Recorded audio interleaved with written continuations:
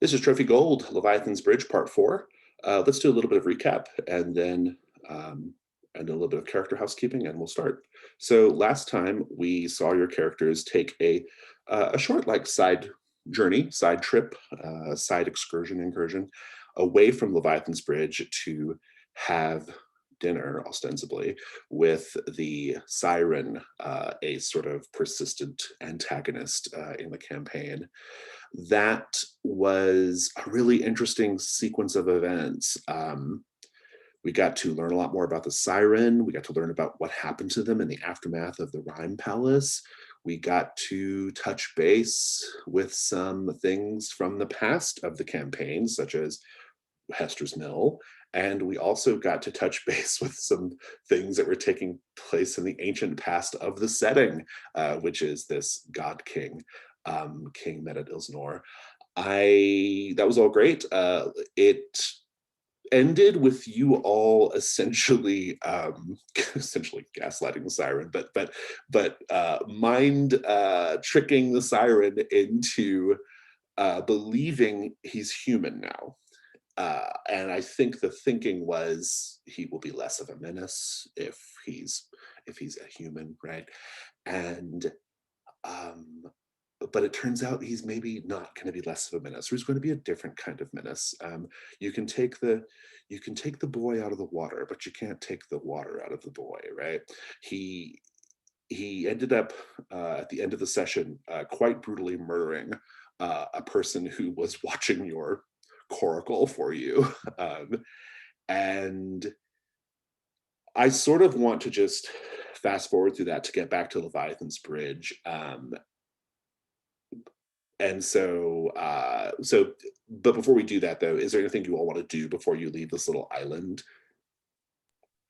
Yeah, very early on, when I was trying to find like some sort of way into the island, I noticed a glint on the deck of one of the ships that was identified as a message in a bottle. Yes. I think I'd very much like to just like scoop that up on the way out. You could definitely do that. That sounds great to me. You can add that to your gear. We'll talk about what it says whenever you decide to open it. I would suggest you air breathing humans and fairies vomit up your sea slugs that are letting you breathe water at some point too. Yes, yeah. Those will just eventually go away. They'll just dissipate. So fantastic. Anything else? Yeah. Find anything interesting on Rosto's body? Oh, no, I don't think so. I think Rosto has had a pretty hard couple of weeks of it, to be honest. And he had that knife, or he had like I assume he had some kind of weapon, like a dagger or something. But I don't think it's probably not. It's probably rusted, with corroded by sea salt and stuff. So let's do our normal recap, where we just go through each character and talk about how much gold you have, how many hunt tokens you have, your ruin, conditions, and burdens, starting with Gleneth.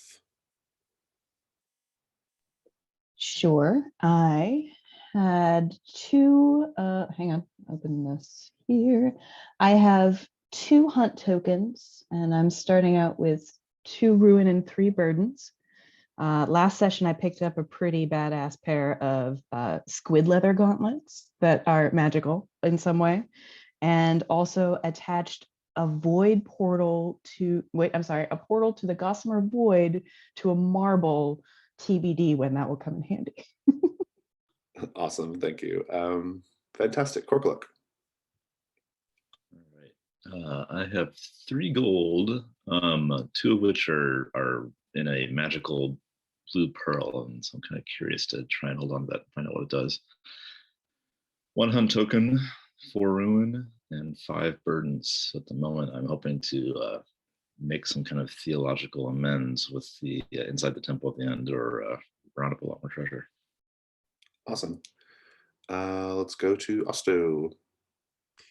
I'm currently sitting on 1 hunt token and 1 gold with a burden of 6. And for found equipment, the only thing I've really gotten is a holy charm of dubious effectiveness and a blow dart gun and some blow darts. And fantastic. A swamp rot infection, I guess. Yes, yeah, well, there's that too. be curious how that like sort of plays out. We haven't really focused on it, but you also haven't had it very long either. It's only been like, it hasn't even been a day, you know, like it's been just like a little bit of time since you got that bite. Ethelinda. I have 1 gold, 5 ruin, 0 hunt tokens, 6 burdens, and with my found equipment, I barely meet my threshold for burdens already, but I am pretty beat up. Oh You are yeah. pretty beat up.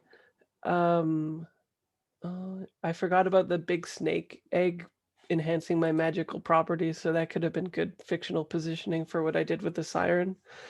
Oh, but it has to be done under starlight, and you were Yeah. were below sea level, so yeah. Gotcha. Okay, great. Let's go to let me grab the incursion real fast. I don't have it pulled up yet.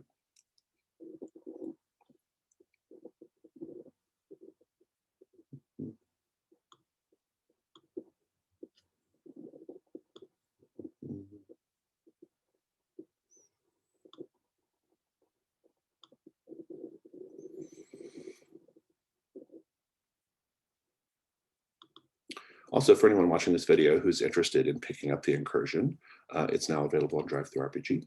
It's in Codex Leviathan. We will have a link to that in the show notes.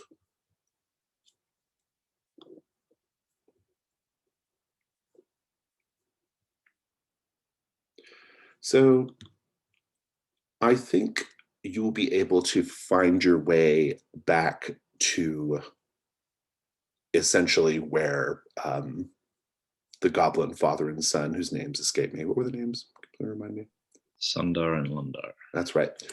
You'll be able to find your way back up through the tangle of rope bridges and walkways and ladders and things to reach the uppermost portion of Seeker's Rest, or the near uppermost portion, which is the Leviathan's Bridge itself. We have a set goal here. It is to traverse the sky bridge to reach the temple. I'll type that for you.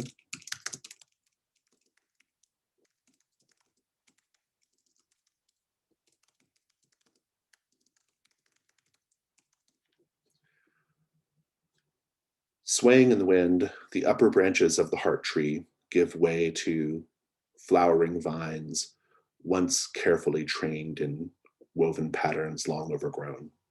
Suspended within the vine canopy floats the vast skeleton of the Leviathan itself, ribs like tree trunks stretching down into the mist. Sunlight beams through the spaces between the vertebrae, revealing segments of a still hanging footbridge, which vanishes into the dense foliage ahead. Skyweavers, which you'll recall are these sort of arboreal octopi, they nest in between the ribs and vertebrae, weaving plant fibers and cultivating bromeliads to collect rainwater, which form their sort of communal sleeping pods. There are a few things that you can sort of interact with here or you can kind of check out anything I've described, but in particular the giant bromeliads that the sky weavers are tending to. There is the rope bridge itself, suspended from the hulking vertebrae above by heavy braided vines. And then there's an old resting platform hanging midway on the rope bridge. So if you make it that far, you can also, we'll talk about that as well. But I think I just want to, and at the end of this bridge, of course, is the temple itself, right? So I'm curious. I think I just want to go around the table and find out what everyone's interested in doing. Let's start in reverse character sheet order with Ethelinda. I'll check out the bridge. Okay, sounds good. Osto? I think Osto's interested in getting across the bridge, so probably start with the resting platform. Indeed. And Korkuluk? How can you not poke at bromeliads that are growing this high up? I feel a need to investigate those flowery beasts. Indeed. Gleneth? I feel like Gleneth is fascinated by the weavings themselves and how the octopi kind of get in and out of the area, kind of tying into my own mending and unraveling. I want to know how these octopuses live. I love that. Yeah. Octopi, octopuses. Octopi. Octopuses is more fun to say though. Okay, sounds good. Let's go in the reverse of that. Gleneth, so what's your approach with these sky weavers? What do you do?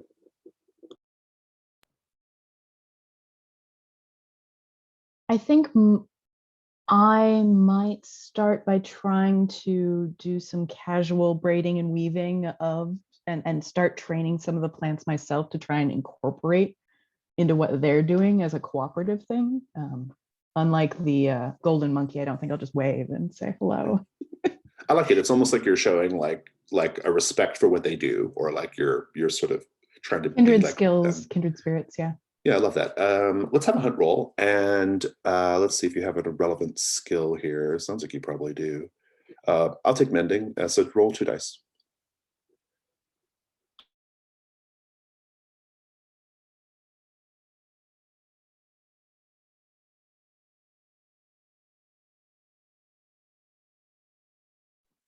So I rolled a 5. Go ahead and take a hunt roll token, and we'll come back to what you see in a minute. I think I want to just get dice on the table for now. Let's go to Korkaluk. What are you doing? I just want to investigate these bromeliads and see, I don't know, are there giant pitcher plants here with 4 beings trapped inside? Is there some delicious, I don't know, edible chunk of it or something? Yeah, I love that. Make a hunt roll.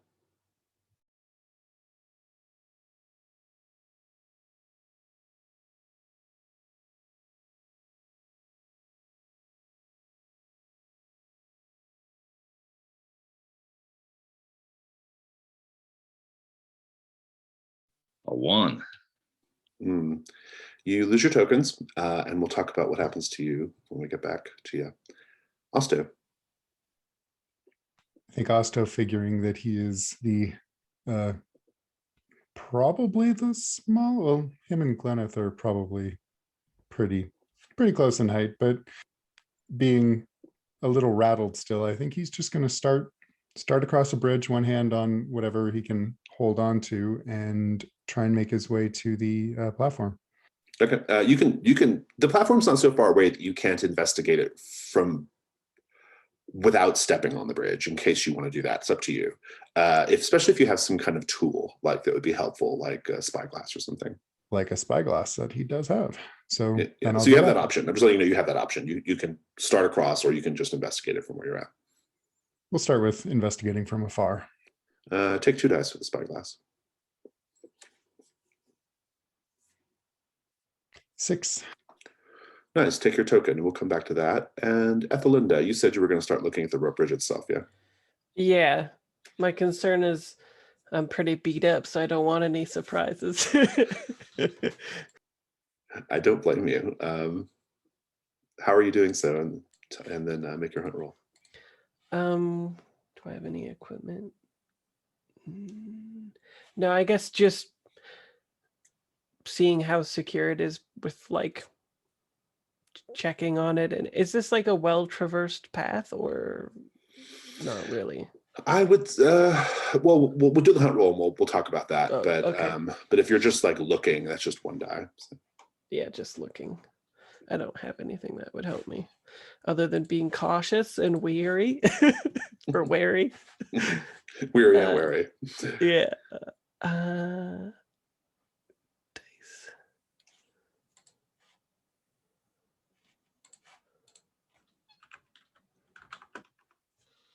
Four. Nice. Take your token. So I'm going to start with Gleneth. The Sky Weavers are very curious about what you're doing. They emerge from the bromeliads, or they sort of, the ones that are already out will kind of pause in their sort of dismantling and reweaving of the vines around the bridge. And they will sort of carefully, you know, crawl down to you. Their tentacles sort of, the tentacles almost seem like they have, this is actually true in real life of octopuses, they have sort of like a life of their own, right? Like each tentacle kind of going where it wants to go, but ultimately the whole unit getting closer down to where you are. And they are, they're receptive to this sort of gesture, right? And I think the way they express that receptiveness is through the way that they change the color and pattern of their skin. And each of them is a little different, but the pattern and the color is meant to be soothing and inviting and content. And I'd like to paint the scene with that and have everybody offer, describe a Skyweaver. What does your Skyweaver that you see look like? First person with an idea can speak.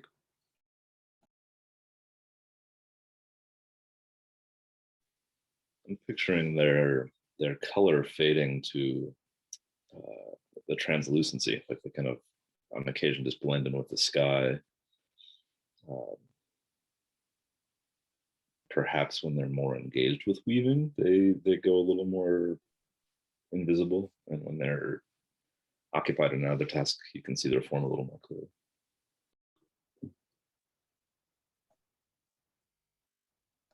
I like the idea that the nature of the speed in which they change colors is how they convey soothing versus aggressive.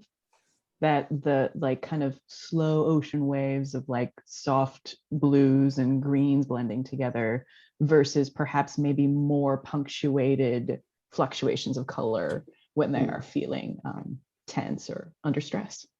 Nice, I like that.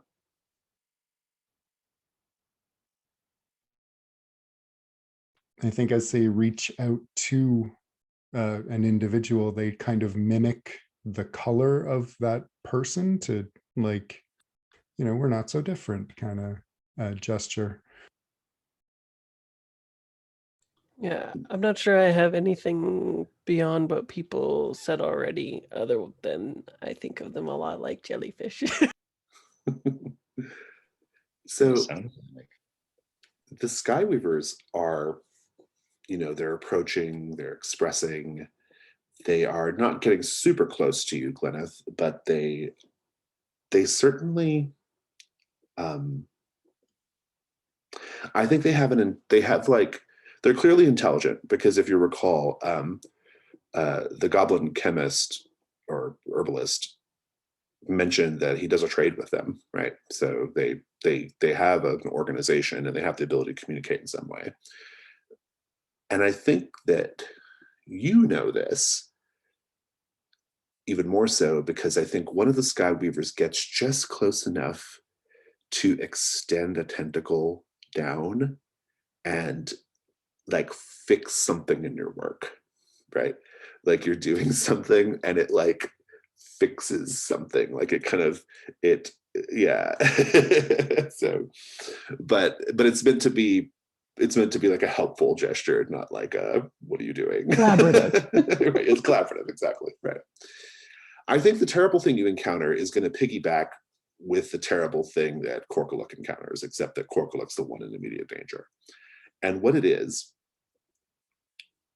there are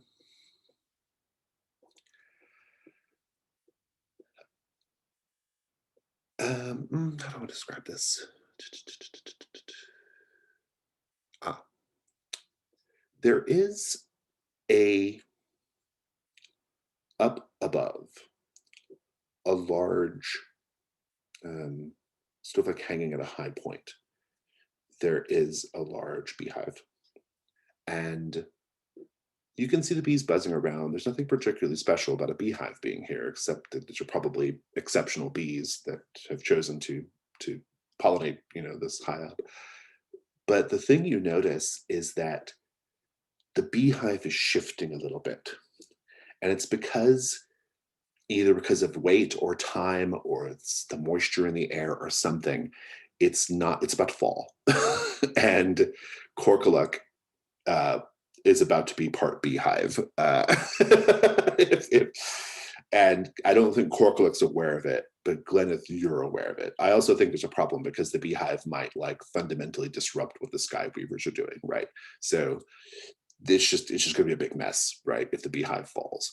We'll come back to that, though. I'll give you a scene with Korkaluk to figure out how you want to sort that out. Let's swing back over to Osto. So Osto, you're looking at the old resting platform, yeah? Right. You got a 6, right? I did. So there's an old resting platform. It hangs midway on the bridge. It's a giant clamshell wedged between the pillar-like ribs.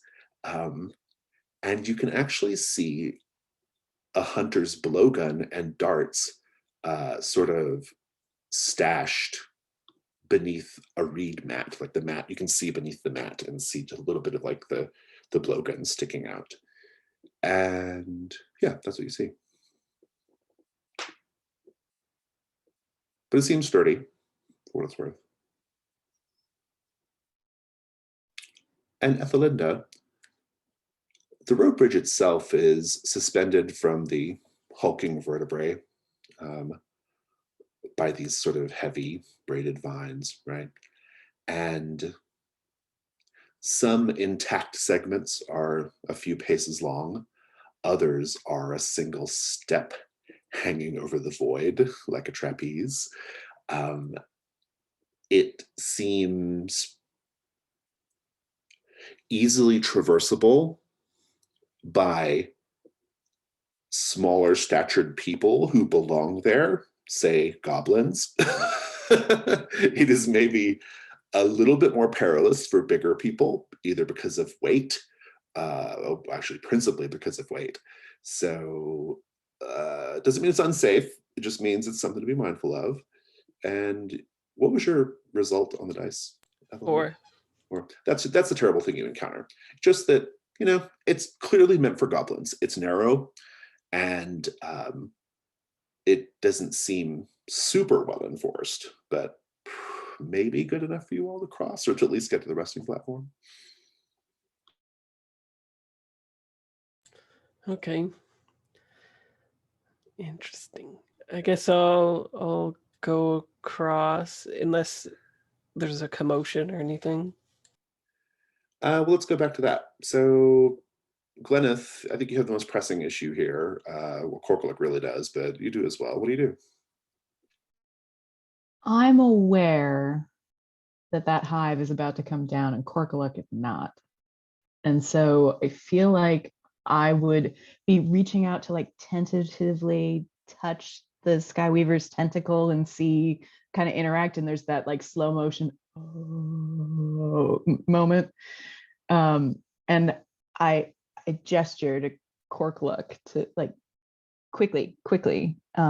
If there is anything that I can do with the vines and plants that I had been working with in order to create like there's no such thing as a rapid fire net, but I want to start to like try and figure out if I can pull anything to swing or, you know, influence the trajectory at all.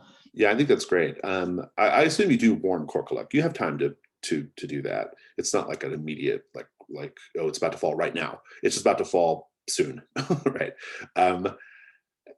So I like this as a risk roll with maybe Korkaluk helping if help dice is needed. So why don't we do that? Let's talk about failure. If the die roll fails, Brian, Drew, Fraser, what could go wrong here? It could swarm and make it hard to, well, it might, you know, actually attack us, but also like harm the bridge in some way too. That would be disastrous. I think the main problem is just going to be that yeah, the bees will swarm and you're going to have to just like leave in a hurry. Like any careful tentative approach you might have taken to the bridge is over. So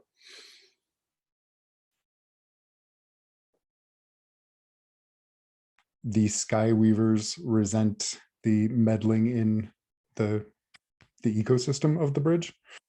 Oh, ironically, the Skyweavers aren't into this. Yeah, that's interesting. Okay, I like that. You can also, on an extreme level, picture like the hive falls directly on me, but given my kind of constructed nature, the queen bee somehow gets lodged inside of me, leaving me with, bees just continually chasing me for a while. I like the idea of you becoming part hive, literally, right?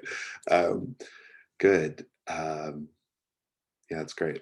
Okay, let's get dice on the table. So let's talk about your, I think between traps and mending, traps to me implies like constructs, right? I think you'll get that light die, that initial light die, Gleneth. Devil's bargains. This could be interesting. It's a devil's bargain that affects Korkuluk, but I feel like Brian is not going to have an issue with this, which is I kind of like the idea of like a sort of offshoot of the colony taking place inside your body, Korkuluk. But Brian, if you're not into that, Brian, you can nix that. All right. Maybe that's how you get out of being engaged.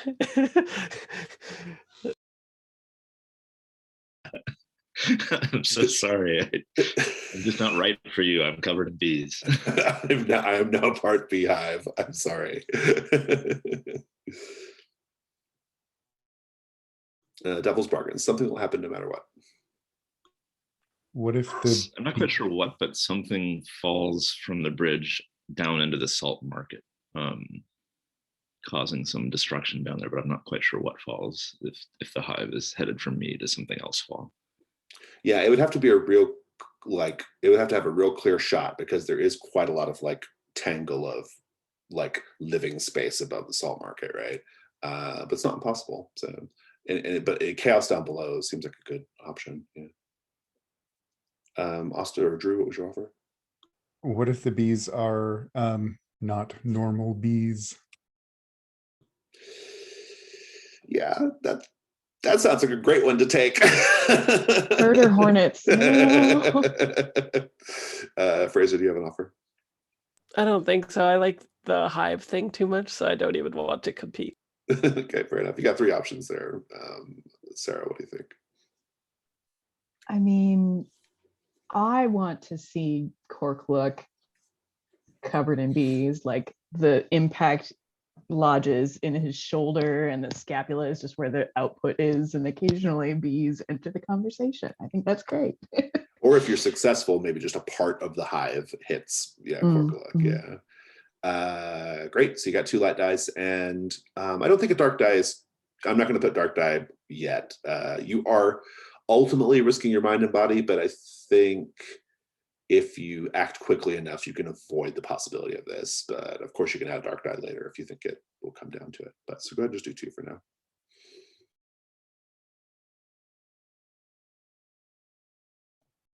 So I rolled a 3. That's a failure. Yeah, I can add a dark die. You can, yes. In which case it would be risk 2-1. Mm-hmm. The fail condition, I'll tell you right now, is going to be, it's going to be what I said, which is you have to hurry across the bridge. You can't, or turn back. Like there's no carefully getting across the bridge. And just in terms of rules, I cannot help until there's a dark die on the table. Until there's a dark die on the table, yeah. I feel like I am going to try again. Like maybe the first time I cast out a net to try and pull it, it looks like, oh no, it's now really going to fall. And I will try again. Go for it. 2-1, right? Yep.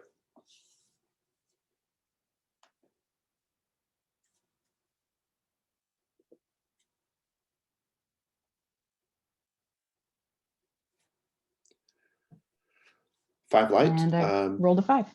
Yeah, 5 light. So you will succeed. There will be a complication. I think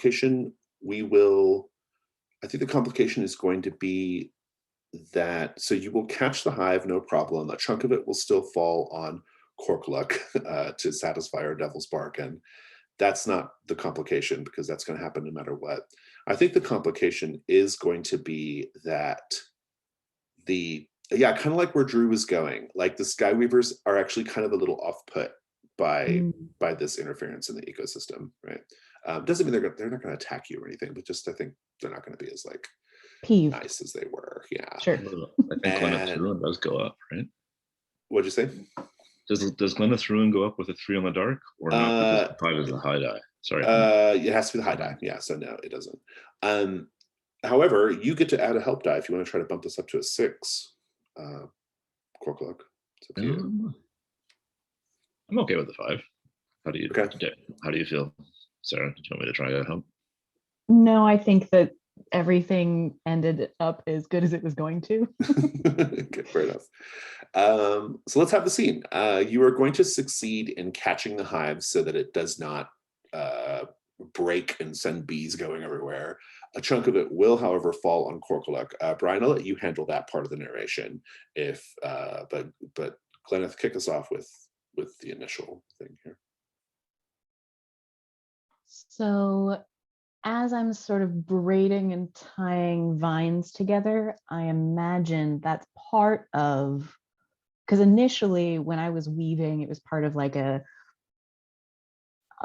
conversation, like, hello, I can do what you do. Oh no, I see trouble. And now I'm taking what they're doing and kind of breaking it down and braiding it to try and interfere with something else. So I think that's probably part of the peevedness of like, oh, well, I thought you were cool and now you're just breaking it all down again. And in order to kind of catch the beehive, it kind of rolls and sets down at the edge of a corner of the bridge. And now it's just sitting there. The bees are obviously disturbed, but nothing's broken. Nice. Corkluck, what about the part where a bit of the hive falls on you and you ultimately become part beehive? Yeah. You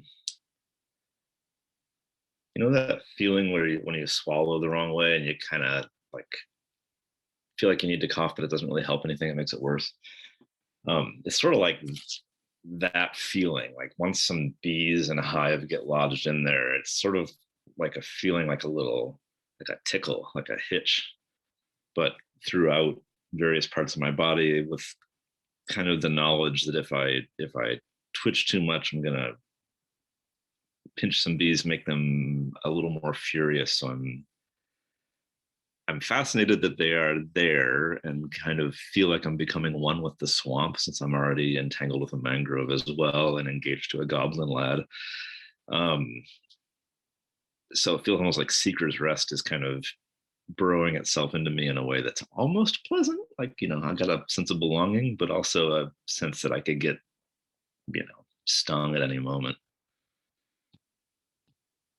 Yeah, that's great. Love that. The rope bridge.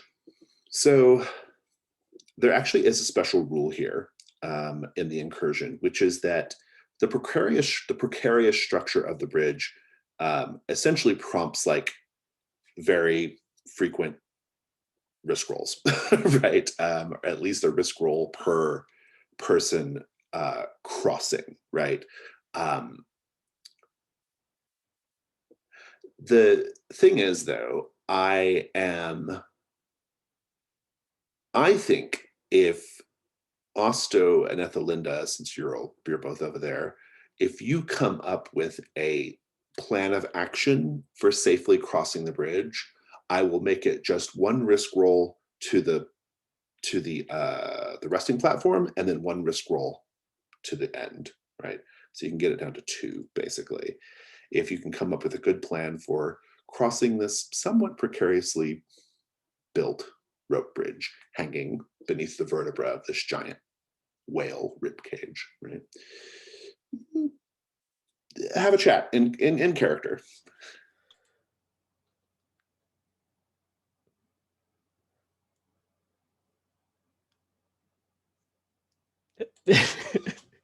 Osto, I need your help.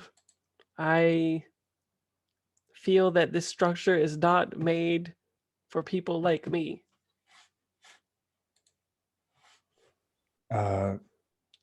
Maybe not. You're a little tall and I am. heavy. Sorry. We'll deal with that later, Osto. I still have my rope and a grappling hook. Maybe toss that out to the platform and hold on to it. And worst comes to worst, you got that. Oh, it's like if I fall, then I have like a hook. Okay, yeah. At first, I was like, I'd rather cross the bridge than like. Then like Lara Croft over there. Yeah. Think of it like a safety line. Yeah. Oh yeah, I like that idea a lot. We could. Do we have enough for everybody to do that, to sort of like tie off onto it or something? Well, it could be that you just have to go one by one, right? Right. 120 feet, that might be enough too. I like the idea too of maybe timing it or something, like for the people that are built for that. Maybe us other people could time our foot to, like, as we watch it, we could kind of see what the pacing is like and how to learn better how to do it, basically by seeing an example of it. So maybe I'll go last.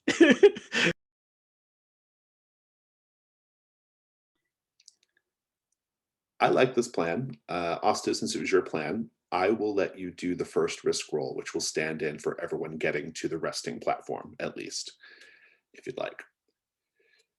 So this sort of implicates the overall plan and kind of puts everyone in danger as possibility. But and so with that in mind, what could go wrong? I've got an idea. Osto might grow to full adult size while he's in the middle of at the wrong moment. That would be so good. I have no better suggestion. I kind of love that as a devil's bargain too, to be honest. That'd be great devil's bargain. I think what could go wrong is that well, I know for a fact a possibility here is that there are traps on the bridge, right?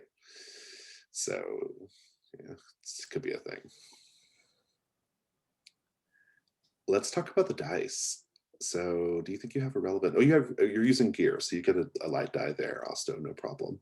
Devil's bargains. I love Brian's suggestion as devil's bargain, so whether Brian's offering it or not, that's my offer. I've got one other idea. Not quite sure what's ahead at the temple, but perhaps whatever the religious figures are at the temple, priests or whatever they're called, they're observing and you're supposed to cross in a particular way, like always step with your left foot first or something, and we do it wrong. Interesting, yeah. Which would, like, what would they do? Well, who knows, but it's just that it's something I can play with as the GM, I think. Right, they're predisposed against us when we arrive at the temple or something. Yeah. Oh, okay. I was thinking maybe our way back is somehow cut off from us. Essentially, got 3 offers so far, Drew. I kind of love the idea of Osto growing, but also I've enjoyed playing with baby Osto. I'm so torn. But I think that would be the most awkward and possibly troubling development. So we'll go with that. Sounds good. Did you have an offer, Sarah? I don't know if you spoke or not. I can't remember.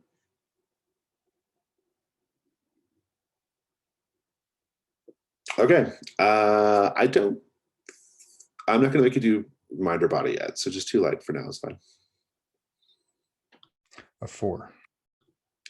The complication is, in fact, that part of the bridge is trapped. And Drew, you get to decide as a player which of you will have to contend with the trap.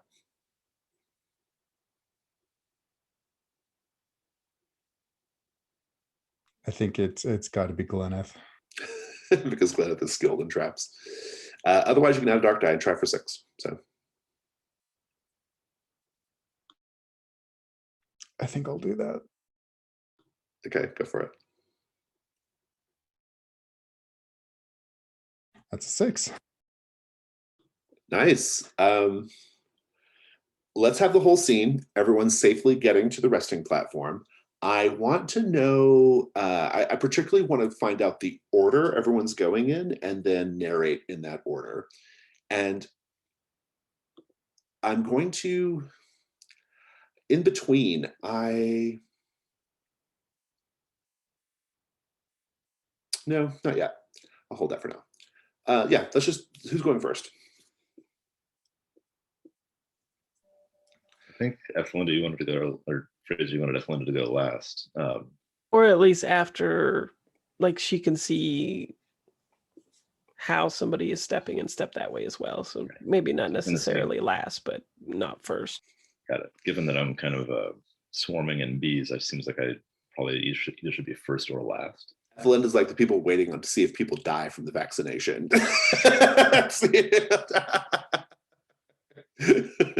Yeah, go first. Tell me how it is. I'm willing to go first unless somebody else feels a strong need to. Go for it, Corporate. What does it look like? All right. I've been picturing this rope bridge as the kind that's 3 strands of rope, like no wooden planks, but you're actually walking a line of rope with your feet. It actually does have planks. It says specifically that there are, well, no, not necessarily. It just says that some intact segments are a few paces long, others a single step. So I don't know, that kind of implies that there is like a plank underneath, but okay. Maybe you can describe it however you want. Maybe there's places where it's not that way. All right. What kind of, do I know what kind of trap I'm running into or no? There's no trap that's avoided because of the right. the 6. So got it.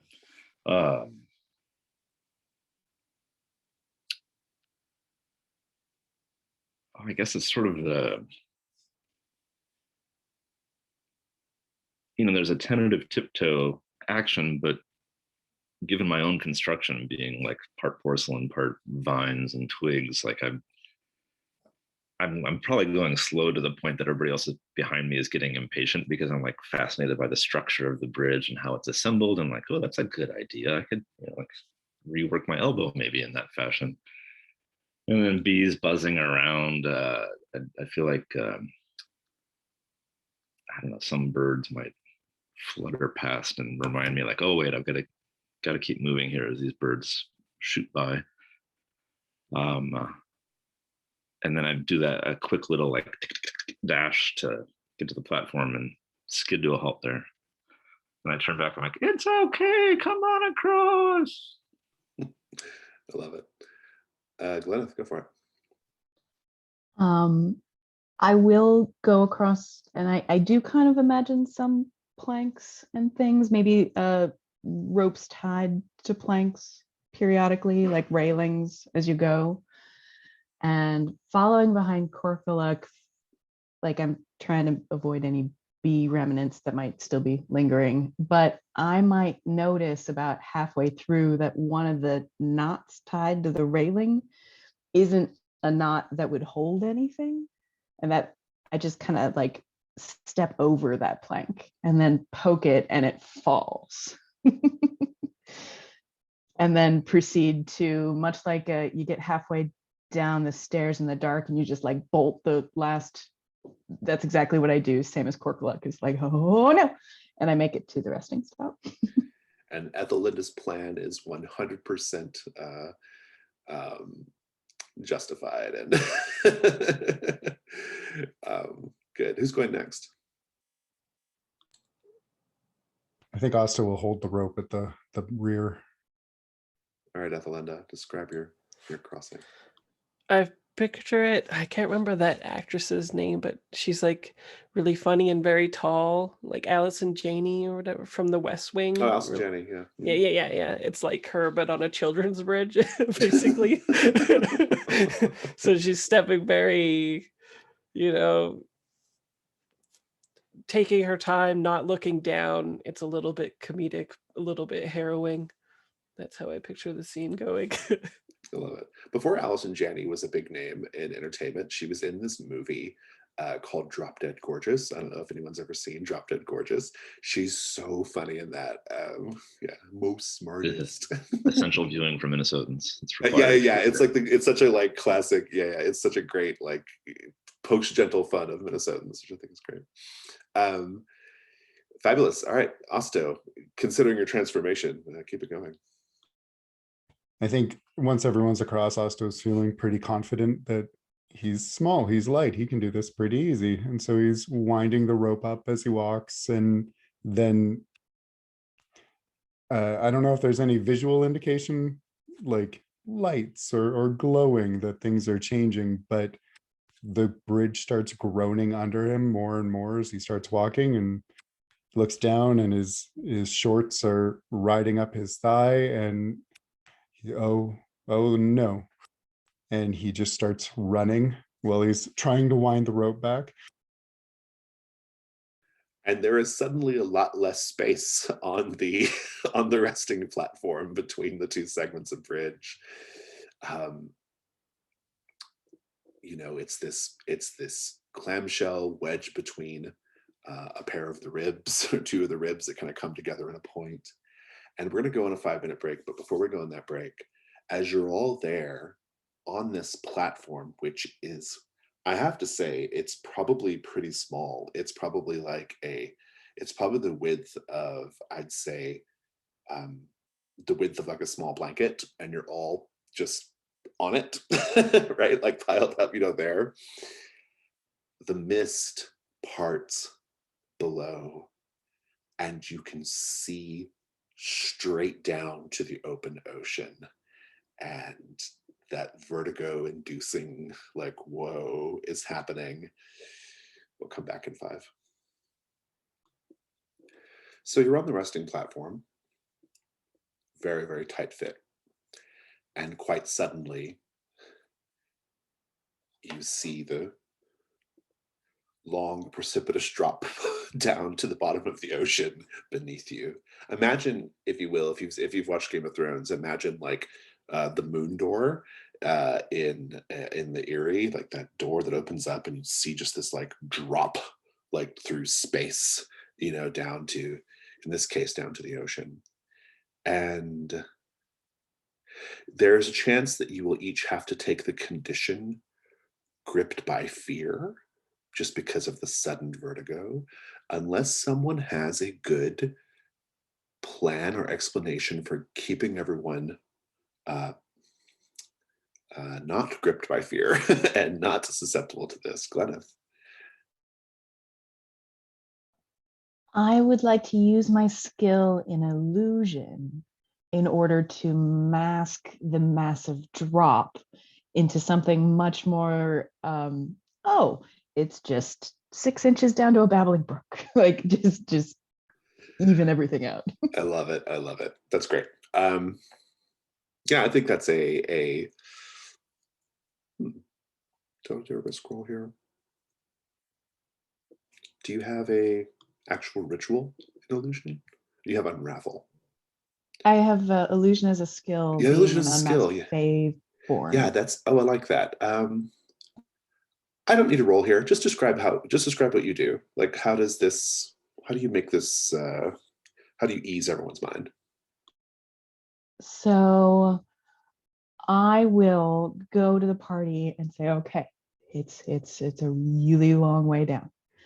I can make this a little bit easier, but you have to trust me. And I take one of my scarves and I just put it over their face and then remove it again. And I go down the line and just temporarily obscure their vision.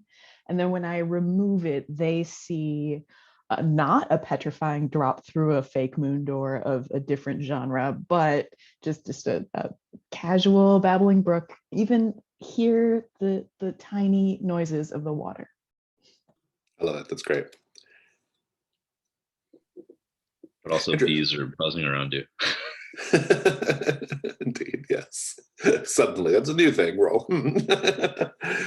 My question for the DM is, my skill in illusion, is it like tickling yourself? Can I really make myself believe, or should I take the condition? Oh, yeah. I don't know. What do you think? What do you think would be more interesting? I feel like being able to cast illusions, I feel like illusion magic has to be done on other people. I do feel like you can tickle other people, but you can't tickle yourself. Yeah. And so I feel like the condition, I ought to. You could take it. Yeah, take it. Absolutely.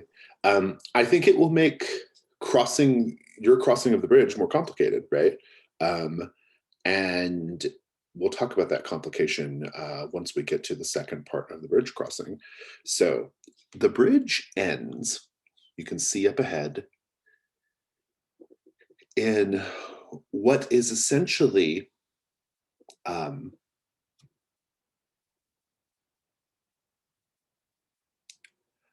a series of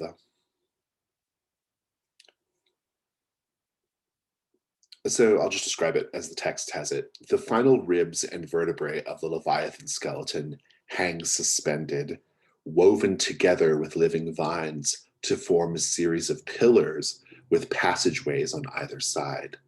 And so the bridge ends in this like suspended like tunnel of pillars, of bone pillars, right?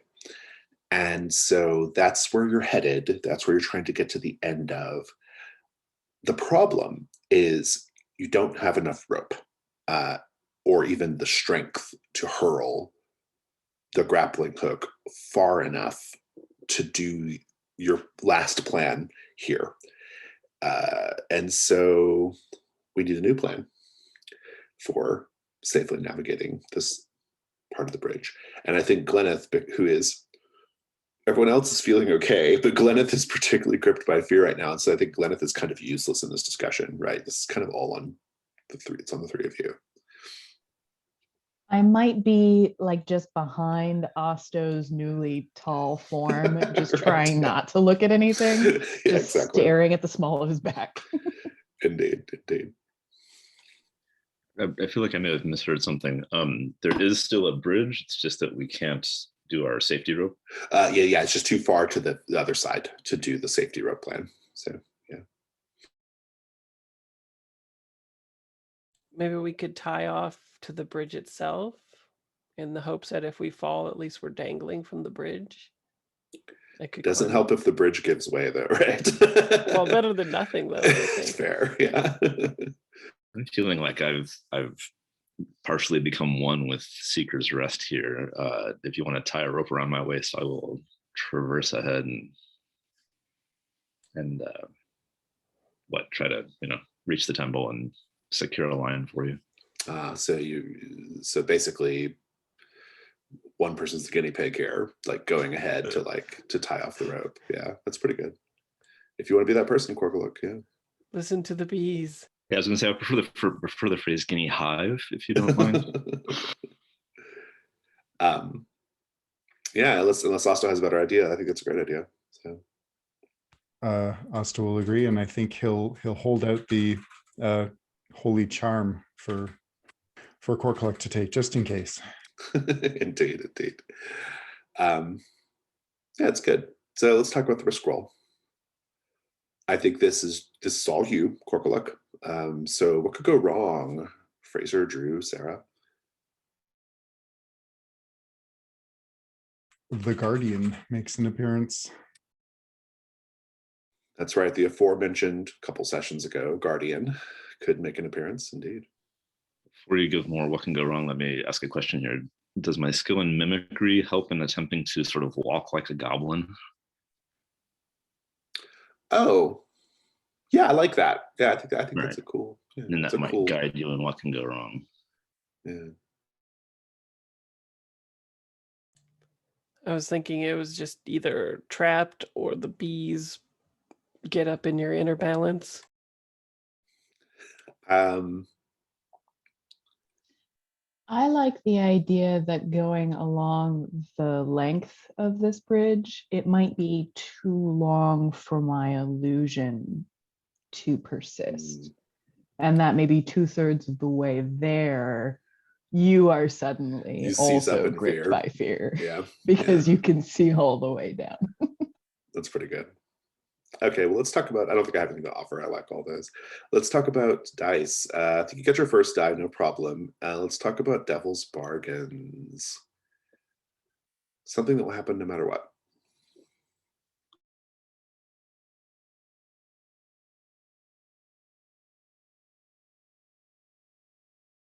I like something to do with a condition to do with the hive like haunted by bees, or like a queen is in the hive, or some sort of condition that persists with the hive. Yeah, it's pretty good. Kind of riffing on that, what if the queen speaks to you? They could be sky bees. You all do remember I'm in love with Patience Davies, who is made of beetles. So Yeah, I like the idea of like this becomes part of the another layer in the incredibly strange series of rivalries going on, like associated with that character. There's this Instead of the sharks and the jets, it's the bees and the beetles. yeah. I mean, Patience Davies has made like so many enemies over her, her many centuries of life, and like one gets the impression that like there are 1,000 unwritten rules and violations related to Patience Davies, and she doesn't share any of them with you, and you're always in danger of running into one. So can't stand bees. bees. My offer is going to be that no, I'm gonna second or I'm gonna kind of riff off of Sarah's idea from earlier and say that whether you cross or not, I think you're going to be gripped by fear. So that's my offer.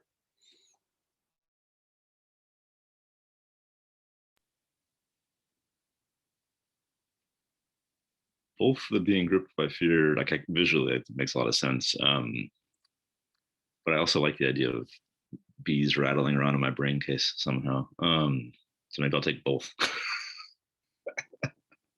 Why not? You get one die. Sure. Yeah, I'm not saying that I want extra dice. I'm just saying, like, yeah. I'll take both those conditions. They're ridiculous. They'll be fun. I like it. Okay, so you got 2 light dice, and I think dark dice on the table automatically because it's you. It's just you doing this. So go for it. All right. 5 light. Nice. Complication is going to be that. I'll keep the complication simple. You drop something from your pack. That's my choice.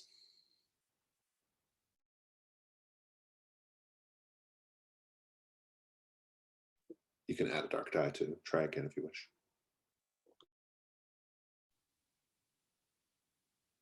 I think I'm okay with this. So give me the whole scene, especially like the moment when you sort of get scared, but you press forward, but the illusion wears off.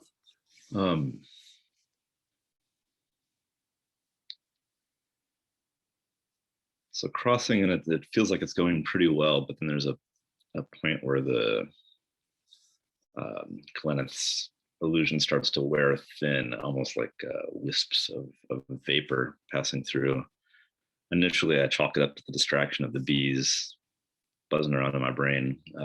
They might be making some little homes for larvae in my brain or something at this point. And when that finally wears off and I'm gripped by fear, it's that moment where I'm holding onto the rope and it starts shaking, and then it's shaking more because there's sort of that oscillation in the bridge. And then I'm just like wiggling my way to get to the end and grasp onto one of these bone pillars, kind of like both arms, like, oh my God, and kind of like hanging there shaking with the rope trailing off behind me. Nice, I like it. I do want to talk about the bee thing. I don't think we'll get a chance to explore this right away, but I do want to go ahead and get the condition written down. And you can editorialize it on your sheet however you wish, Brian, but this is my idea for the bees and what kind of might be happening here. So you have bees inside you. And I think that even if you are never entirely aware of this, the bees are trying to build the perfect colony, the perfect hive. And so you will always have the task of seeking out bees wherever you go and trying to find suitable bees to join the hive. And what that means, I don't know. We'll figure it out. But this is the way. The sky bees compel you. Indeed. All right, compelled by bees. And yeah, and I think it would also be interesting as part of the condition. Again, you can write this however you want. I think it would also be interesting if you start to take on a bee-like perspective of the world, right? Like if you start to acquire a sort of a particularly strong sense of communal behavior, if you start to form a hive mind, that kind of thing, right? And so you've achieved the set goal. Everyone manages to get across the bridge. And you're in the next set, which is called the Bone Garden. The set goal in the Bone Garden is pass the Guardian to enter the temple.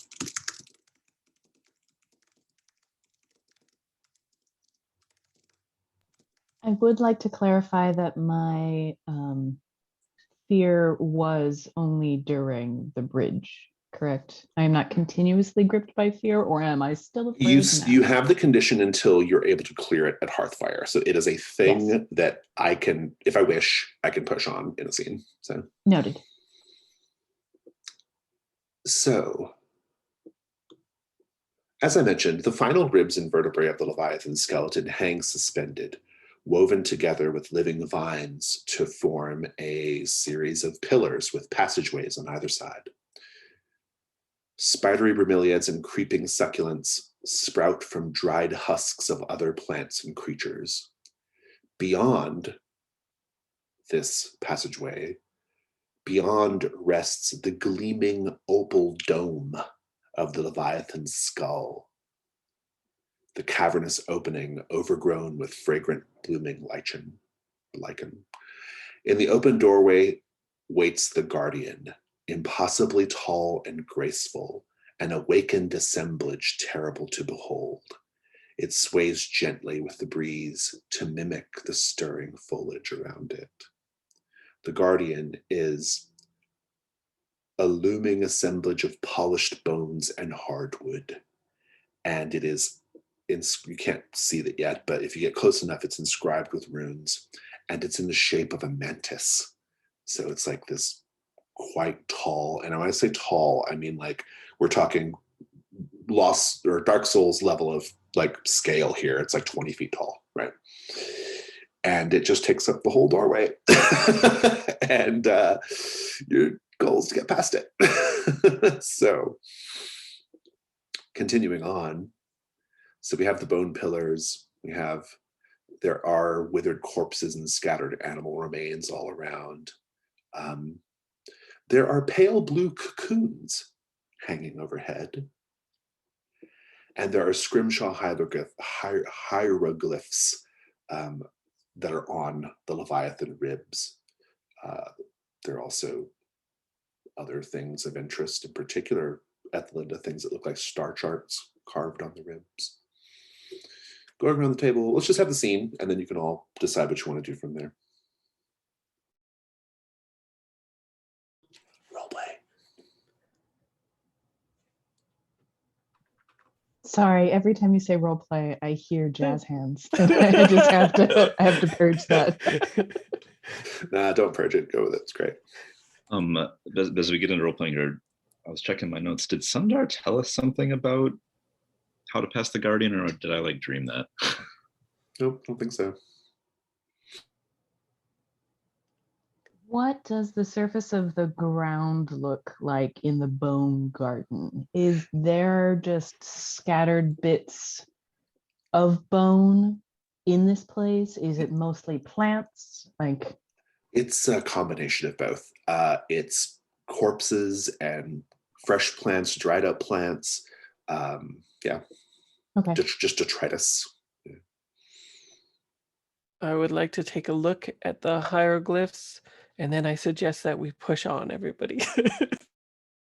The character with 5 ruin wants to push on. Hey, that's what hunt roll tokens are for. Well, how would hunt tokens work in this particular environment? How would I choose to succeed? If you all want, so you can always spend 1 on an individual basis just to find treasure. Yes. Or you can collectively spend 3, or 1 person can spend 3. But as long as 3 are spent, you automatically bypass the guardian. We just narrate it instead of rolling dice. So.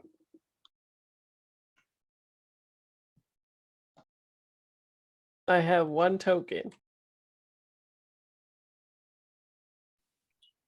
But I would not mind taking a look at the hieroglyphs because I actually have translation, and then I haven't been able to use that skill that often. So, Ethelinda, I'd be happy to help you. I know this ritual parse. I'm able to, sort of mystically decipher some meanings. Maybe we can, from these scrimshot hieroglyphs, learn the appropriate phrase to speak to the guardian to let us pass through under the temple. yes, exactly. Speak, friend, and enter.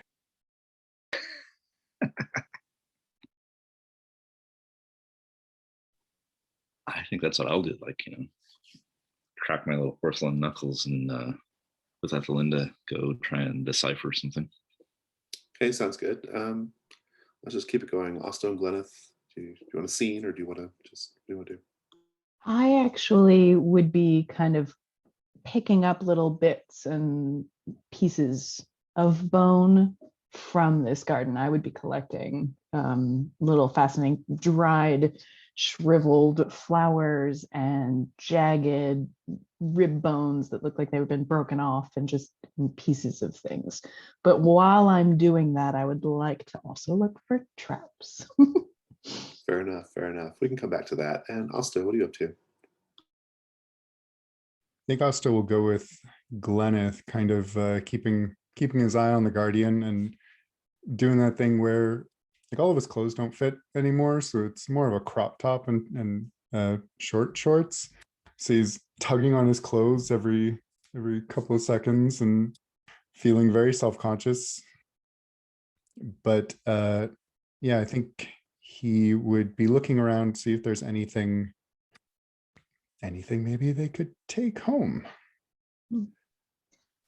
Gleneth would notice Osto's uncomfortable, uncomfortable gestures and tugging and such, and might take off one of the veils that she wears. And Osto, I don't know if this would help. Would you like a sarong, or do you want coverage? And I just offer it a little extra fabric. Thank you very much. Scenarios rapidly becoming Fire Island. That's my bad, sorry. No, I love it. Okay, so good. Let's talk about traps. I think that's probably the most logical thing to do first. Go ahead and do a hunt roll with 2 dice since you have trap skill, Gleneth.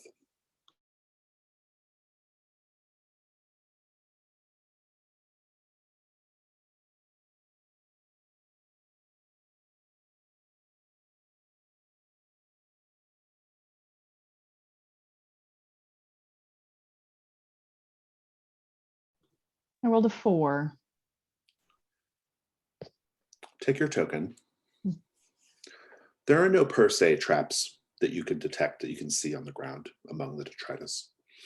Would active traps also include oh, whoops, we would have accidentally fallen in that hole, or that part's kind of muddy and we might slide to our doom? No.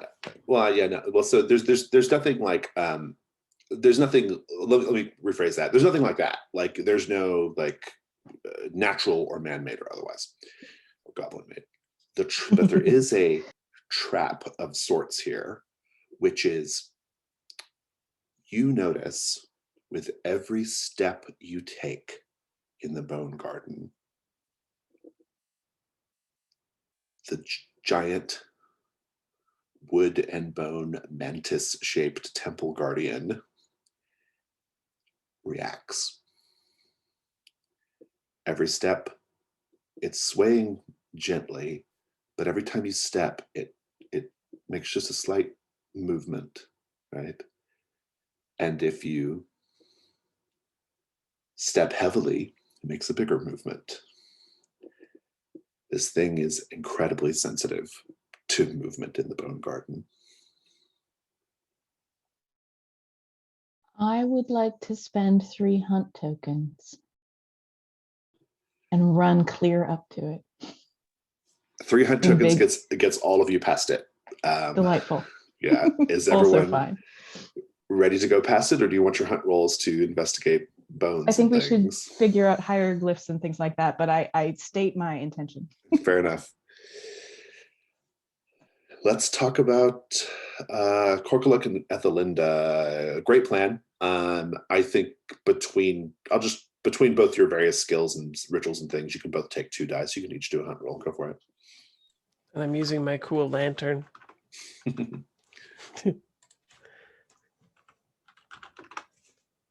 3. I got 6. Indeed. Take your token, Korkaluk. The thing you're going to deduce, Korkaluk, from the hieroglyphs, from this scrimshaw on the bone. Well, give me a moment.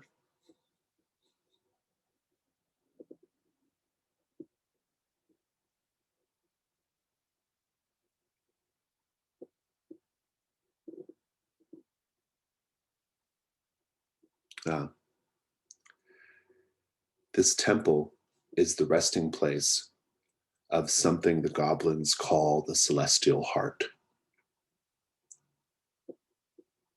It is a source of power for the temple and a repository of knowledge. And importantly, it's not from this world. You will deduce, Ethelinda, even though you got a 1, I will tell you that you will deduce that the celestial heart is, it's essentially like it's something that fell from the sky. And you know this from the history already, but the celestial heart is, you'll deduce that it's a very overwhelming power, that approaching it can unlock the wonders and mysteries of the universe, but can also consume you.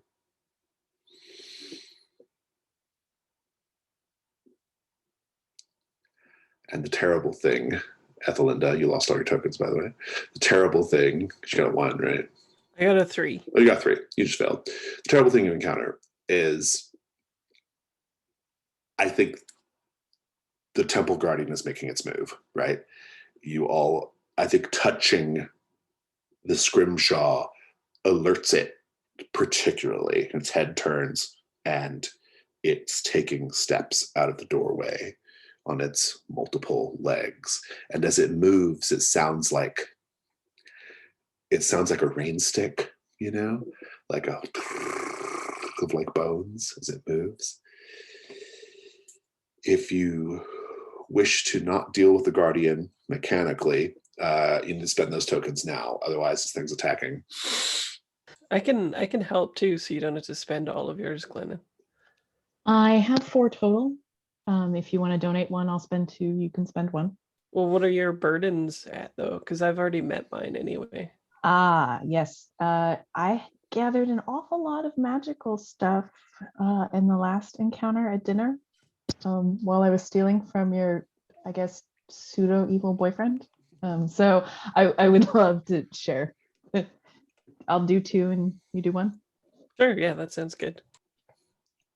You are all going to safely bypass the temple guardian. I just want to handle it like round robin style, just narrating like how you get past. Glennon, since it was your plan or your idea anyway to spend the tokens, well, as a player at least, I'll let you start. Like, knowing that the thing is sensitive to movement, This scene can be just like, it could be just running really fast and getting past the Temple Guardian. You could actually like you can actually fight it enough to get past it. You can use magic to get past it. It's really up to you, but I just want to get that going. Distracted ease. Yeah, exactly. My initial thought was to run directly at the Guardian. And again, I'm going to rely on my flowing robes and actually use some of my trap skill, some of my weaving to start moving and trying to bind it a little bit, like around its, mandibles and such. So it's a little bit stuck. Nice. Kind of a direct confrontation with it then. Osto, keep it going. Osto is going to use his rope to maybe follow Glennis' lead and start tying it up and winding it so that even if it does manage to break free, it's going to be limited in movement.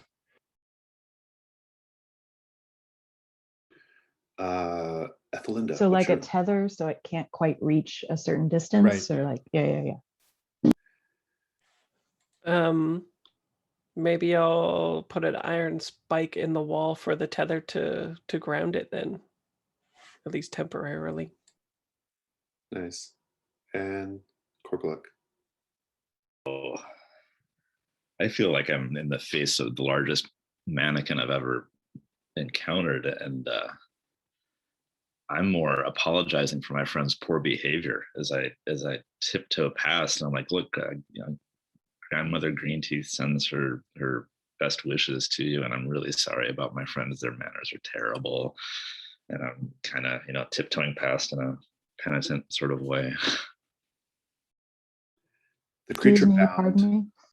The creature bound. I do think you're all going to. Oh, actually, I have to take some equipment off of Korkuluk too because something fell. I forgot about that. But I think those of you who are using equipment to kind of get past the creature, especially like rope and things like that, I think you're going to lose it. I don't think you're going to get it back, just because of, I don't know. I wouldn't want to.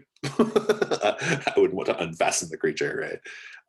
But you managed to hold it in place enough, tangle it up enough, hold it in place enough to get past it, right, into the temple. And it only guards the exterior, like it does not guard the interior. So if you get past it, you are good. And set goal satisfied.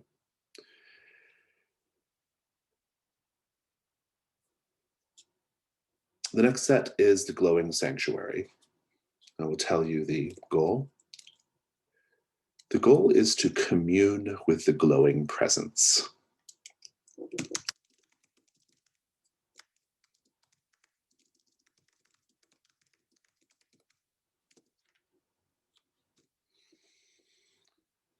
Entering the sanctuary instantly imparts a sense of calm. The bone walls glow faintly, warmed by the outer sun. Most surfaces are inlaid with gems and shells, runic inscriptions, and tiled murals. A glowing orb of star metal floats at the center of the chamber, emanating silver light. Seated in alcoves on either side are the forms of monks in meditation, some breathing slowly, others like living statues.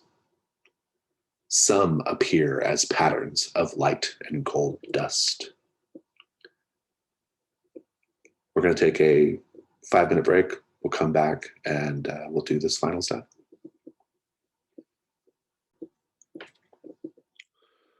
The glowing sanctuary. Now, there are certainly things inside the glowing sanctuary that you can explore, investigate. For example, ossuaries line the walls from floor to ceiling.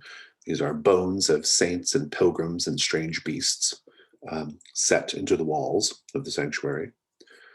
There are the alcoves where monks, most of them goblins, but not all of them, are sitting in the alcoves, some of them breathing and alive, others more statue-like, others just bits of gold and silver flotsam floating in the alcove.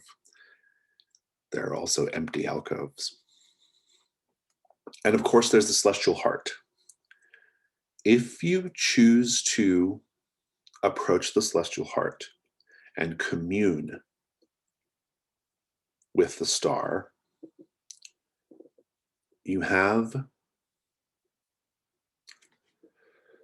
there are essentially 3 possibilities here. Well, 4. It's a risk roll with only one fail condition, which is you become overwhelmed by the celestial heart's power and are compelled to take up a place in one of the alcoves, and your character's retired from play as they contemplate for eternity, possibly, or until they die, the celestial heart.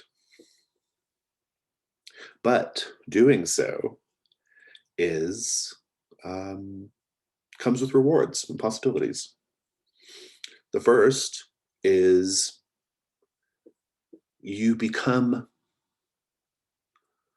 renewed in your drive, the thing that drives you. You become renewed in it.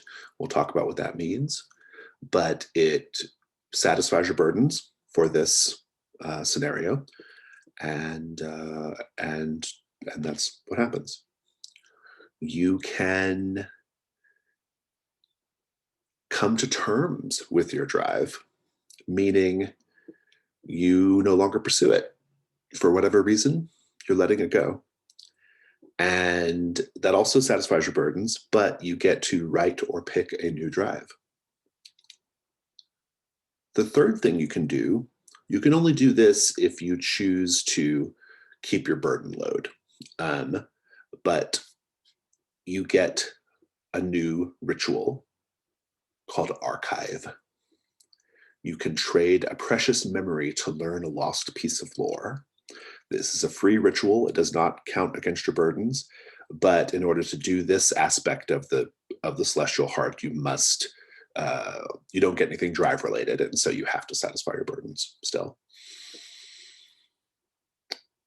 All of these are interesting things, very valuable things. They all come with the risk of possibly being overwhelmed and not wanting to leave, and indeed taking up a place in an alcove.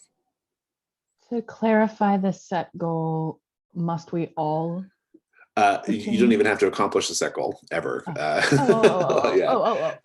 Yeah, it's just a thing to do here. And so, and you can, or you could not. You don't have to interact with the celestial heart. You can decide now is not the time.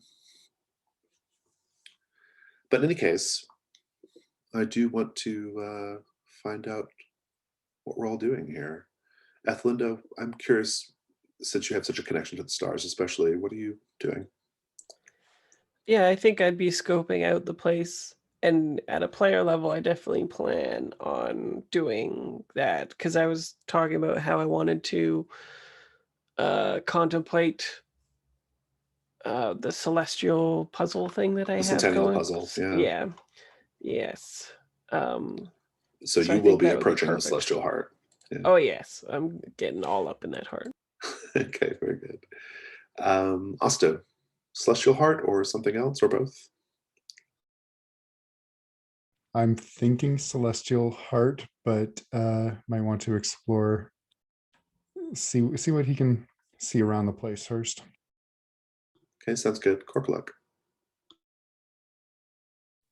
Let me ask one question about that archive ritual. You said to trade a memory or lose a memory? Like when you do the ritual, you trade a precious memory for a piece of forgotten lore.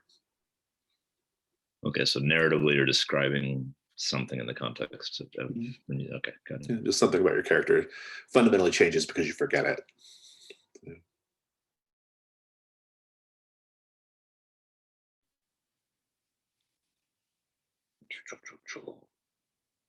I think I will try to commune.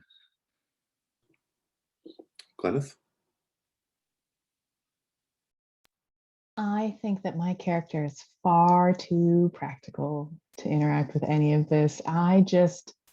I unraveled a portal to a place I don't understand, and it's dangling from my belt. And I don't think that I feel comfortable with any of this. So I might have backed up into one of the alcoves, not to contemplate, but to just observe. And I would love to see if the monks are muttering anything, or if the statue-like monks are actually statues or petrified goblins, and just kind of take in the scene. Yeah, I love it. So let's start with Osto and Gleneth then, since they're not going straight for the heart. Osto, where are you searching first, or what are you exploring first? I think he'd like to check out the monk that seems to be a collection of silver and gold. Yeah, just like motes of light floating in the alcove. I love that. Make a hunt roll.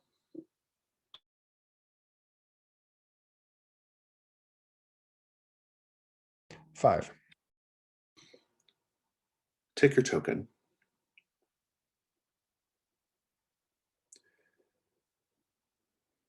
You can decide whether you think this is terrible or not, but I will tell you that the monk in the alcove that is just like energy and light, this is a monk who has been contemplating the star for a very long time. This is almost like an ascended form. How do you know that?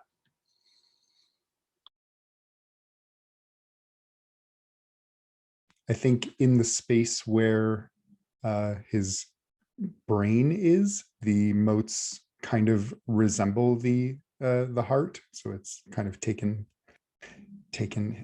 over him, kind of. Nice. You get your token otherwise. Gleneth, give me a hunt roll. Just a hunt one? Unless you have a relevant skill or a piece of equipment. Oh, 3. Encounter something terrible. We'll talk about that.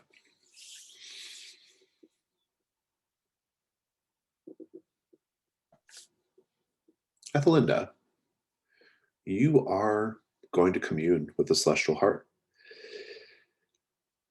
It's a risk roll.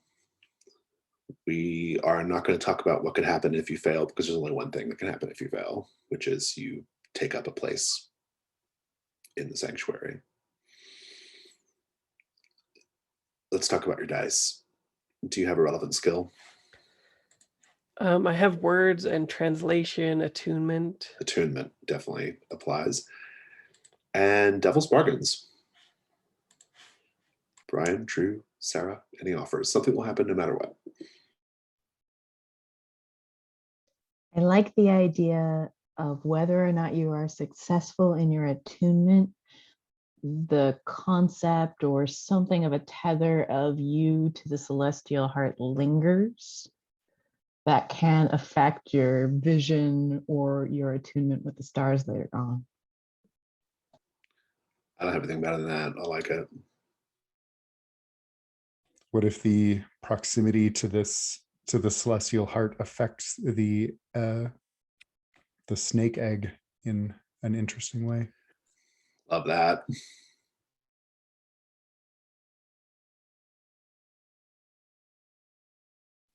Think I have anything better right now. No, I take mine back, like a super generation of like, oh no, and now it's alive. I love the egg exploding and hatching based on this whole scenario. I'm kind of into the egg as well. If you want the egg at Belinda to be a thing, super powered by the celestial heart, you'll get that extra die. Sure. Yeah. While I'm attuning, I can use my. It makes sense that I would use the egg to do it anyway, since I know it augments my ability. Oh, nice. I'll give you 3 light dice then. Nice. Are you risking your mind or body yet? I think you're fundamentally risking your mind because if you're tuning with this ancient star, I think it's inevitable, which means you could lose your character right now. Even if Yeah. you can lose your character on a fail or a full ass success if it's on a dark die. So either way, you're super vulnerable. Let's have this dice. Let's see what happens. So it'd be risk 3-1. Risk 3-1. 5. 5. Complication is going to be, oh yeah. Oh yeah. I think the complication is going to be the Starlight Serpent grows rapidly and creates a lot of fucking havoc in the temple. Should not have brought it here. If you want to avoid Starlight this, Starlight Serpent and the Mantis might have to have a giant fight. Yeah, it's a kaiju battle. You can add Dark Die, of course, to avoid this if you wish, to try to avoid it. It would be 3-2 at that point. And for my ruin to go up, it would have to be a 6 on the dark. On one of the darks, yeah. Let's just try it anyway. That risk. Yeah. Okay. All right. It's just a 5 on dark. Same result, and you have to stop. Yeah. Okay. We'll talk about that in a moment. Let's just get Korkaluk's communing roll done. Korkaluk, all the same caveats and things. Let's talk about your dice. Do you have a relevant skill or piece of equipment? Artifacts and myths. Got a parser tool. Yeah, and especially because you studied the heart before you came in too, so I think that helps as well. So you got 1 light die. Devil's Bargains. You become also part star snake. I like no matter what, this was part of Patience Davies' plan. She wants you here.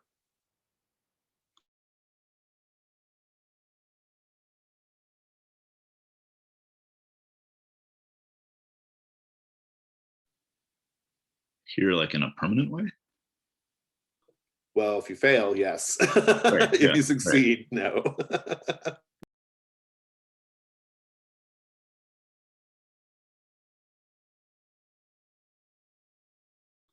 Any other offers? I don't think. The only thing I could think of is something with the bees, but I'm not sure what that would really be. Like, I had the notion that the queen bee would be transformed by the heart or something too, but it doesn't really make sense. I don't know. I love it. I don't know what I mean. I can figure that out, but I love it. Yeah.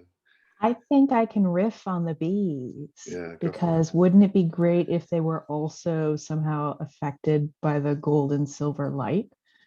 And so that they were kind of that like hybrid firefly sort of thing. So you can't necessarily hide. They're always bright around you, flickering. Yeah, if you take this one, Brian, this could actually be the justification for what the bees want, right? Like the bees have their own like religious compulsion, right? Like they're making their own little temple inside of you, right? That could be interesting. Lots of great options story-wise. Choice. If you want any of them, let us know. This is funny. I think you speak Spanish. I used to confuse abeja and asbeja. So nuns and bees. There's something funny about monastic bees in my mind. Yeah, I like the idea of these bees having their own sort of religious motive and perhaps glowing. Yeah, or they acquire a religious motive. Yeah. Right? They become what do we call that? An uplifted bee, right? An ascendant bee. Yeah, it's good. Suddenly it's cyberpunk. All right. This is good. Risk 2-1. Yeah. Yep. 4. The complication, I'm just going to roll your complication up into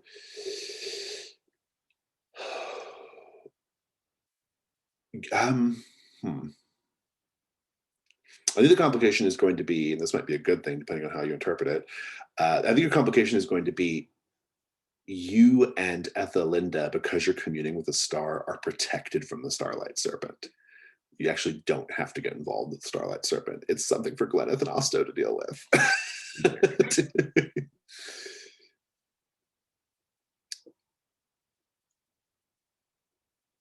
Or you can add a dark die to try for 6. Oh, I see what you're saying. If you get a 6, you'll have the option, I think, of dealing with the Starlight Serpent or staying out of the fray. Got it. Let's try it. So risk 2/2.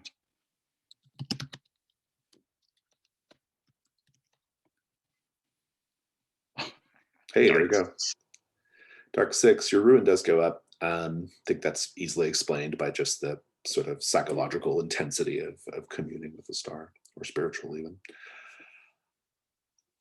I love all this. I think I want to focus on this sort of communion with the star. So there's actually a, Ethelinda, you're going for sort of galvanizing your desire to achieve your drive, right? Like you're reinforcing it. Yeah, the notion I had as a player before was that she thinks that if she finds a way to rapidly age herself while still being alive at 100, then she'll be able to unlock this piece of the Centennial puzzle. I love it. So the way, essentially the Celestial Heart grants visions, and I'm going to tell you what the vision is, and then you're going to tell me how the vision sort of connects up to the Centennial puzzle, basically, right? But first I need a D6 roll. Roll a D6 for me. You can just roll week 1 or roll /week on the die roller to get a light die. Ew. This might have been better for, I'm going to save this for Corkaluk. This is actually better for Corkaluk.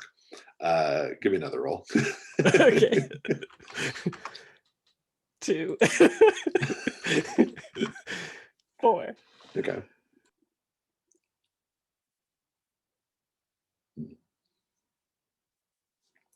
Your vision is of every person you have lost in this world, urging you to complete your task. Think about what that means, and let me tell you, Corkaluk, what your vision, and Corkaluk, you're going for the archive, right? Or were you going for the drive? Remind me, sir, archive was to give up a memory to gain a piece of lore, right? Mm-hmm. When you use it, yeah. All right, but I do need to meet my burdens. But you will have to meet your burdens, yeah. Right, so I've got a question about that. Like I have a bottle of explosive swamp gas. Is that a thing that I can pawn later to get a gold out of it? Oh, do you need a gold? Right, I'm short 1 gold. So. Yeah, I think so. Sure. Or yeah, is the Green Gilded Book Eternal Glory worth? Somebody in Fort Duran will want a gas bomb, right? Yeah. some hubristic treasure hunter in Fort Duran will want such a thing. Right, I feel like it'd be interesting to try and put that archive ritual to use. Yeah, it's a ritual you get for no burden increase, so that doesn't happen very often. So. It kind of fits my character's sort of seeking of knowledge as well. I think so. Your vision, in your vision, you are eaten by a crocodile, passing through its belly, nourishing the riverbed. Tell me how you're going to tell us how that connects up with your learning of the archive ritual, right? Osto, were you eventually going to commune with the star? Yes. Okay.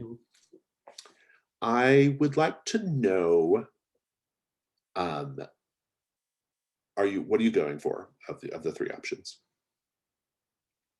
Probably reinforcing. Okay. And let's have the die roll. Just get that die roll done.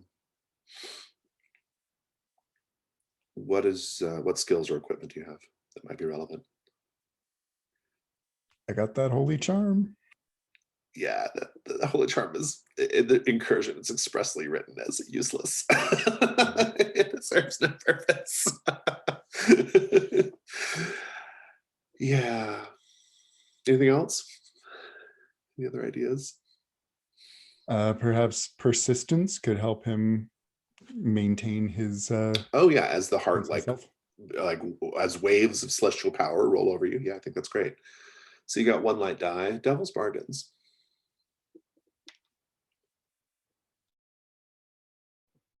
Somehow, under the strain of the celestial forces, you become an old man. I kind of love that, honestly. Let me look at your conditions, see if any of your conditions might inform what would happen here.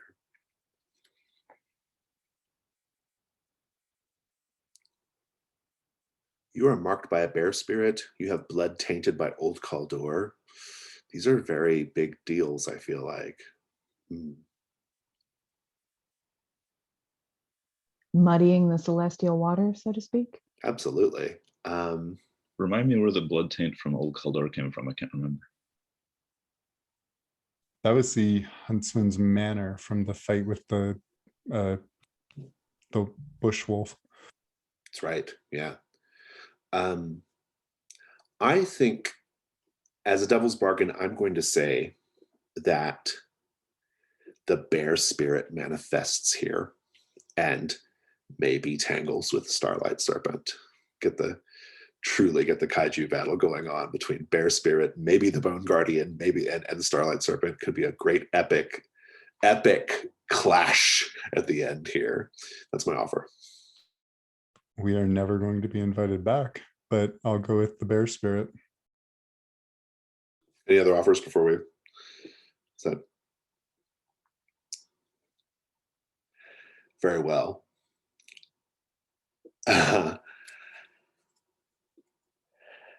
And Dark Die, I think, is automatic. Go for it.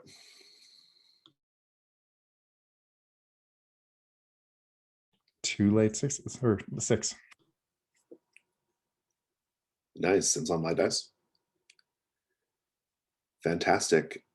Roll another die to give me to see what your vision is.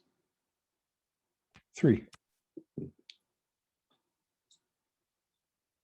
Your vision is, interestingly enough, not sure how it reinforces your thing, but you are drowned by the weight of all the gold you have claimed or sought. Actually, a good fit, a good echo to the goat screaming, "I'm drowning," right? So, yeah. Think about how that vision helps you, how it connects up to your drive, which is to buy your brother's freedom from Barcel prison, right?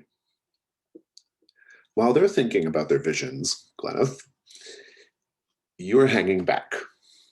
Perhaps wisely, perhaps not wisely. The egg, Ethelinda has decided to put the cosmic or the starlight egg. Maybe it might be the first time you've seen it. It's this egg about yay big, a little I'm bigger. having a real hard time with round things right now. Right. A little bigger than a Fabergé egg, covered in like a mirror-like shell. And you can see Ethelinda and Korkuluk and Osto are all kind of like on their knees, praying in contemplation of the celestial heart. They're around the celestial heart. The egg is also there.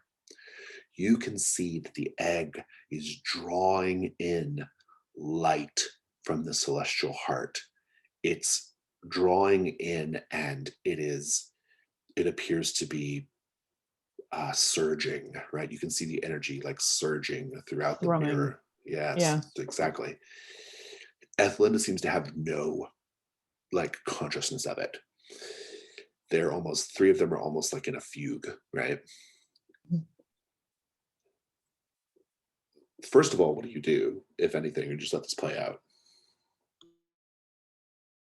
Well, originally my plan had been to loot alcoves once I had like figured out that all of the monks were as also focused as now apparently my entire party is on this celestial heart. I would have been rummaging through the bones a little bit. And so when I turn back, it's kind of like that bright light of like, why is that doesn't look very right at all. I can't say that it would be a good idea to interrupt any of them in what they're doing. It's not like I can just throw a blanket over it and dim the egg. So I think that maybe what I do is I climb into the nearest alcove, whichever is occupied or unoccupied, and just honestly take cover. Nice. The egg hatches, and a snake, small, covered in mirror-like scales, floats up into the open space of the temple above, and the snake begins drawing in the light from the celestial heart. As it draws in the light, it's getting bigger and bigger until it is a massive. Oh, sorry, yeah. Can I, as I see the relationship to the snake and the light Absolutely, in yeah. this drawing from the celestial heart, can I try to sever or break that connection with my ritual? Oh, sorry, you broke up right at the end there with your what? Oh, I'm sorry. I would like to try and use my unravel Yes. ritual to Mhm. sever the connection between the two before it gets too big. It's a great use of unravel. I love it. It's a risk roll. I'm totally here for Sure. it. I think the fail condition is pretty straightforward. It doesn't work, and the snake continues its progression. But if anybody, Kaiju commences. yes, Sure. but if Drew or Brian or Fraser have other ideas, I'm open to it. Open to hearing them at least.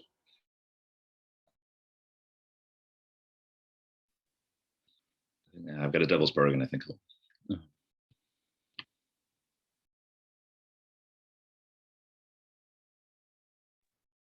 I can't think of anything else that would go wrong. I think that it not working is probably the worst thing that is going to happen. Right, yeah. Yeah. Okay, dice. Let's talk about, do you have a relevant skill here, or do you have a piece of equipment you're using? Well, my unravel is a ritual for sure.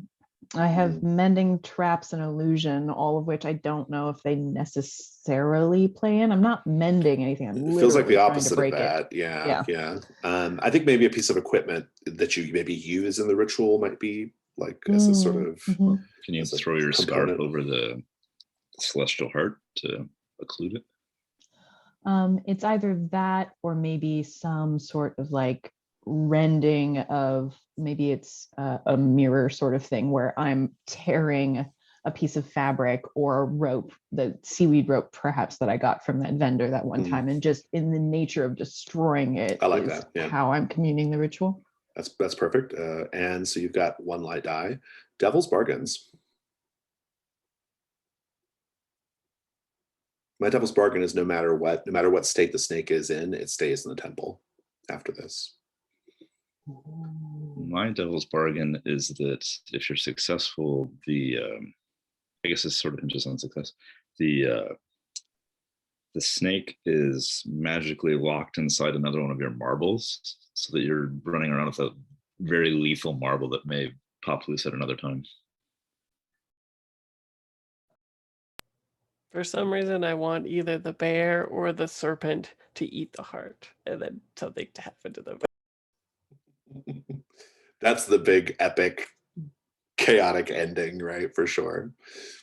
You'll never be invited back to Seeker's Rest for any reason. Unraveling this, or attempting to, will unravel the containment on the Guardian. Oh, interesting. Lots of good options here. What do you think, Sarah?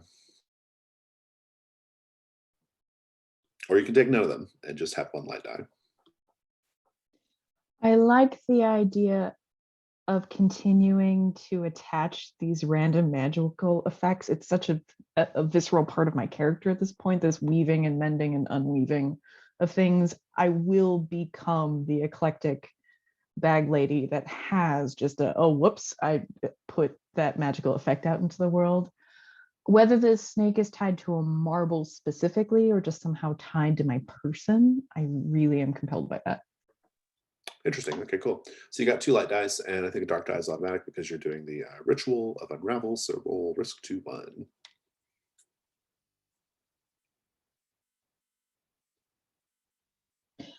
Oof. Success with complication. Yes. Ruin does go up, however. Yes. The complication is going to be.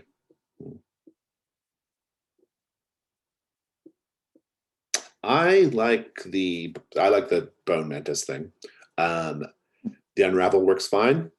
Starlight Serpent, no problem. The magic That's too that well. the magic that prevents the Bone Guardian from going into the temple, or into the sanctuary at least, is unraveled as well. If you want to add a dark die and roll again, you may do so. I am satisfied with my ignorance of that happening. Very good. Let's go to we'll come back to that. Oh, Any chance that I found anything interesting while I was ransacking before the terrible snake thing happened? Maybe. Could I spend a You can spend a token. Yeah, you can spend a token. Delightful. I would love to. Just one. You find, river pearl prayer beads. Mhm. They actually infuse the wearer with an abhorrence for violence. So they are kind of a cursed or blessed, depending on how you look at it, magic item. So And right before a kaiju fight. Right. Yeah. Well, the kaiju fight's not happening now, but you might have to deal with the temple guardian, although the bear spirit is a thing. So maybe it's the temple guardian, the bear spirit. I don't know. We're gonna get our kaiju fight regardless. As I'm unraveling the energy that the snake is draining from the celestial heart, I'm just pulling the threads of the energy back into the heart as best I can, trying to just like I love it. Rip it out of its mouth. Like Yeah, spit it that's out. good. I want to come back to the actual ritual. I want to check in with our communers.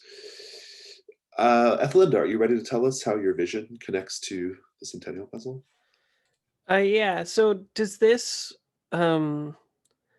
complete the drive, or is it No, your drive is still a drive. It just, what it's doing in the game and mechanically is it gives you new insight or regalvanizes you to complete your drive, and that means you get to add more. You get to ignore your burdens so that all of your wealth can go towards accomplishing your drive, right? Or as much of it as you need. It's a sort of abstract idea of like you're getting closer to your drive.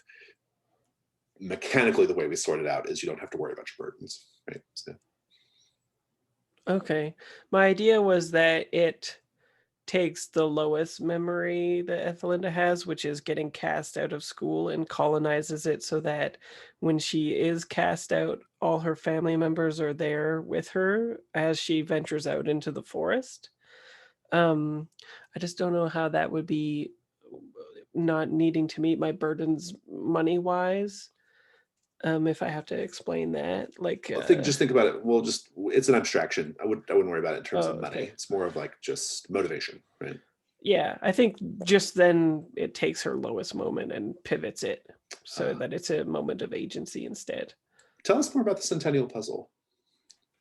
Yeah, I think that it's literally something that like you have to be X amount of ages to put together. Like you literally have to be over 100 years old to connect the last piece, and that's why nobody ever solves it. I imagine the life expectancy in this place is not high.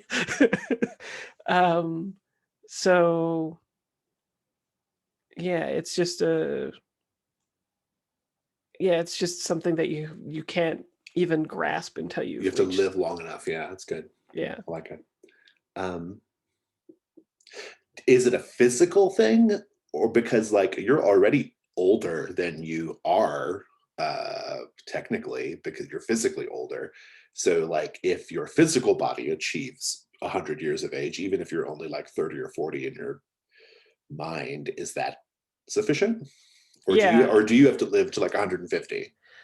No, I think that it can. I'm like trying to cheat the system and rapidly age so that I can know it beforehand. That's I like that, because it's a connection to the fact that your character appears older than she is, right? Like and there's a reason now, like it's because you're racing toward the Centennial Puzzle, right? I think that's really good.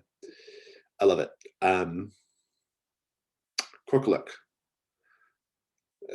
in your vision, you're being swallowed by a crocodile. How does this give you access to the archive ritual? So yeah, in the vision, I'm back negotiating with that golden monkey, trying to once again trade the mask for the book. And this time the crocodile comes up behind and grabs me by the ankles and hauls me under the water, devours me. But the bees were with me this time. And from within the crocodile, the bees sort of tunnel out of its ribs, and with thousands of tiny wings are able to lift and levitate that crocodile with me inside of it, up and out of the marsh, and fly up back to the celestial heart, which kind of returns me to that point. The way that the archive ritual works for me, the reason I'm giving up memories is actually that the bees are the one providing the lore, and they are essentially waxing over parts of my mind, like building a hive within my brain as eradicating some memories whenever I acquire new lore. Nice. Osto, drowned by the weight of all the gold you have claimed or sought, how is this reinvigorating your drive to get your brother out of Barcel prison? So he sees himself kind of sinking into a kind of Scrooge McDuckian pool of gold. And when he's fully subsumed by it, he realizes he's no longer himself, he's the bear. And as the bear, he fights and claws and manages to kind of swim toward the surface. And he feels a hand grasping his. And when he lets that hand pull him up, he's back to his human form, and it's his brother standing at the edge pulling him out. And so in this way, he knows that he has been losing so much of himself in this pursuit because he's been focusing on the wrong parts, and he needs to focus on what he's doing this for. Nice. Gwyneth.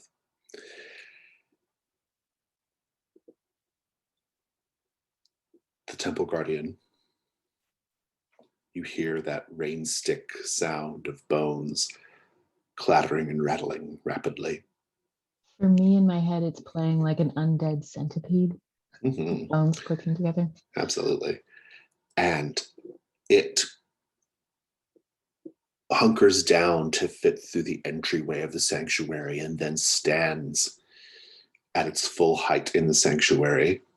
It seems to have no actual regard for the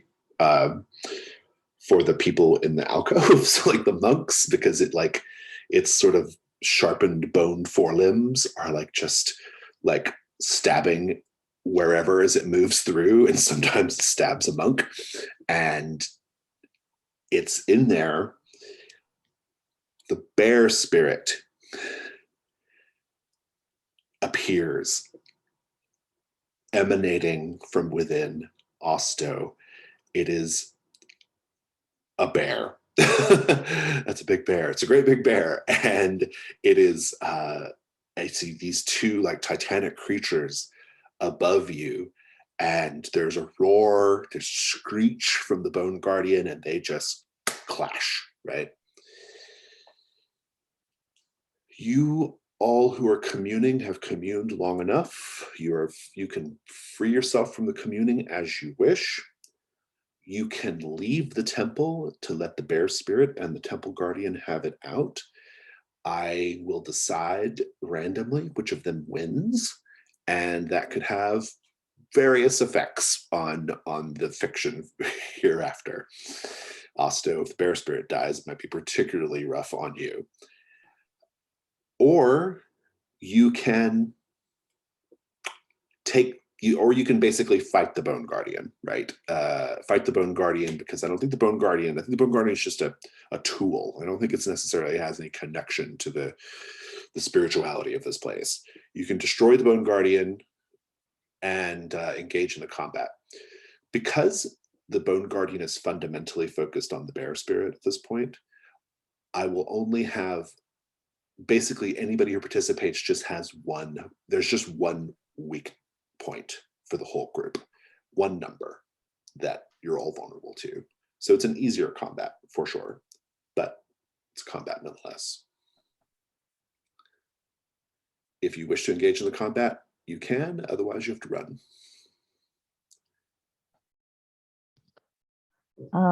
As I am currently the only one cowering in an alcove, aware of what's happening, I might start to scream and bellow and pierce the sanctity of this place in a holy fuck you guys sort of. Everyone's aware of it. Yeah, everyone's aware of it, and yeah. There's only one way in and out, presumably.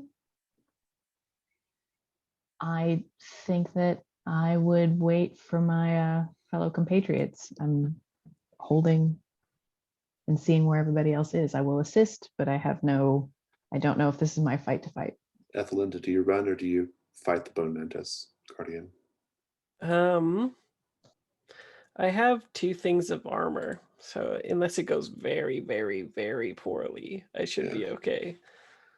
So yeah, I would beat it up if Osto wants to beat it up. Osto, do you fight? I think so, yeah. Korkuluk, do you fight? Gleneth? I join my friends. Combat is on. I just need a single weak point. Why don't you go ahead and roll it, Gleneth?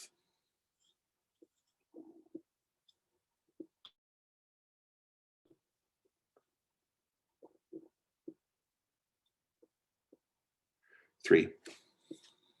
And we're looking for 11 on 4 dice. Osto, do combat 4. Or 11 on the 2 highest of 4 dice. Hey, boxcars. And no 3s. The bear spirit is doing most of the work here, but you all get to you all get to get in there as well. Gleneth, just give us the first part of the combat. Maybe you're not even combating at all. You're just running around like crazy. Maybe it's what you've just described, alerting everybody. But what happens here at the beginning? For fun, I throw a marble at the Guardian. Very good. That's all it, like, it's ineffectual. It's the I'm panicking and I have a bag full of marbles and I just huck one. Nice. Korkuluk, you are coming out of your reverie. What do you do? How big is the celestial heart? Oh, it's big. It's probably like the size of it's like the size of like a pickup truck, right? Oh, okay. So I can't pick it up and bash it. Bash the Guardian with the celestial heart.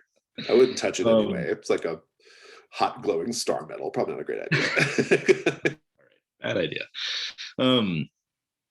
Goodness, I think I'll just poke and prod at it with this spear that I took from the merfolk back when they were siren hunting. Just sort of jabby McJab it. Indeed. Probably doing nothing because spears against bone creatures, as we know, do nothing. But you're in there along with the marble. Ethelinda, keep it going. I like the idea of there being some sort of trap that, or maybe some kind of containment for the heart if things go wrong that I trigger, and it maybe like a giant stalagmite falls onto the serpent. Oh, nice. It was meant for the star, like a failsafe, but it actually hits the Temple Guardian. Osto, or Drew, really. I just want to know how the bear actually wrecks the Temple Guardian. What does that look like? So does it, when we encountered it, if I recall correctly, like it was a big blue glowing bear, but like with an exposed skull, or? Well, this just looks like a bear, but you can make it Okay. look like whatever you want. My thinking was just a bear, but it could be whatever, however you Oh, want. bear's good. Grizzly bear. I think as Osto runs and retrieves the rope that he had, it was trailing off the thing, he looks up just in time to see the bear kind of do one last finishing blow with that big bear claw, just smacks the mantis across the head and sends the head just flying into the opposite wall. Nice. Corklook, do a gold 11.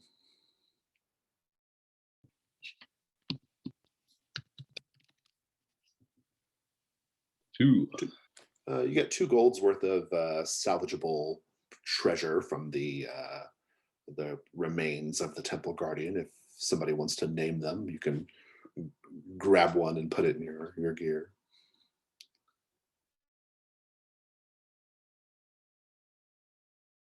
How are people on burdens? Ethelinda and Ostos are met automatically, so I would take one just because I'm still working on the burden math, and I'm not quite sure if I stack up yet. sounds good. So just say what it is, and then like what is it, a special bone, or is it like some jewel or something? I think that the It's made Temple of Guardian. wood too. Yeah, I was thinking that there would be some sign of like a statuette or some sort of a religious sort of icon that somehow got factored in as like the forearm of Sure, this yeah, I love that. mandible. Mhm. You can write that however you want. It's worth 1 gold. And who else is taking the last, the other gold from it? Corklook, you still have to meet your burdens. Have you met them? I'd have to sell that bottle of swamp gas or the book to meet my burden. So I'm willing to take it if nobody else wants it. Sounds like you can go for it. All right. Could I trade some hunt tokens in to claim a thing? Oh yes, if you have some hunt tokens, if you want to get them spent, by all means. Yeah. How many hunt tokens are you spending, Osto? Is this the last set? This is it. Then 3. Okay. You find.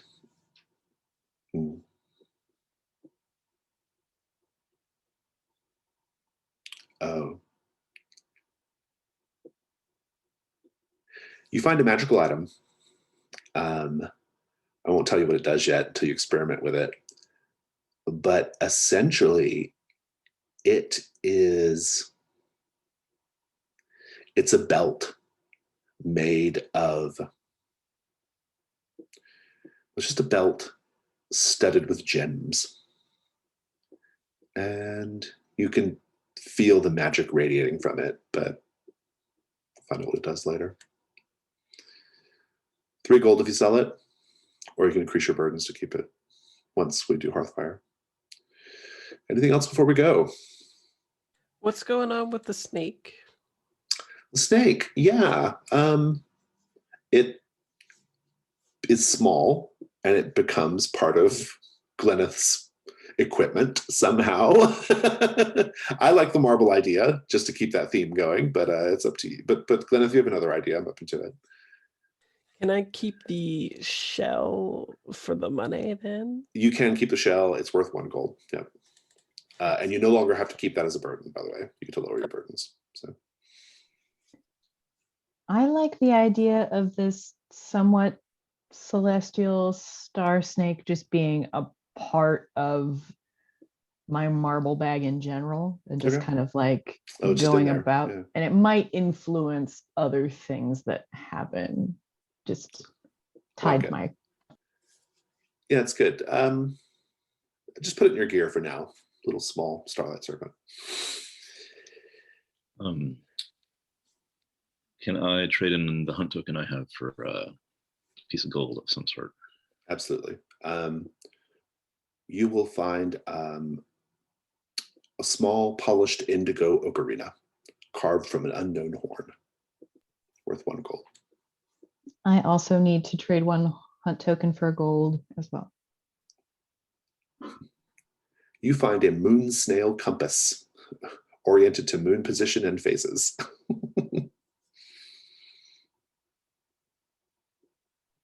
Ethelinda, are you just into stars? Maybe we can trade. You want like the snake shell? Is that what you mean? No, I was just teasing. It's a Oh. moon compass. I figured you might have use for it. Take me to the stars. Indeed. Getting out is no trouble. I think probably the seekers of Seeker's Rest will eventually want to come investigate what happened, and but that's their business, not y'all's. And I do want just like a little quick epilogue of you all, like your like leaving Seeker's Rest. Like, what do we do about the Goblin Betrothal, for example? What do we do about, do you go talk to Mako? Like, I just want to know, just want to see your character, a little bit of your character here at the end of Seeker's Rest. Think about it for a moment. And so there's no witnesses either, right? Because like the monks are still tranced or Yeah, whatever. it's just, very few people go to the temple. So you can just kind of like, like walk out and hope nobody asks any questions. Clean up on aisle 3. Bye. Precisely. Yeah. Like when you're like carefully, like it's exactly like that. You like drop something in the grocery store. You're just like, I'll just keep going. I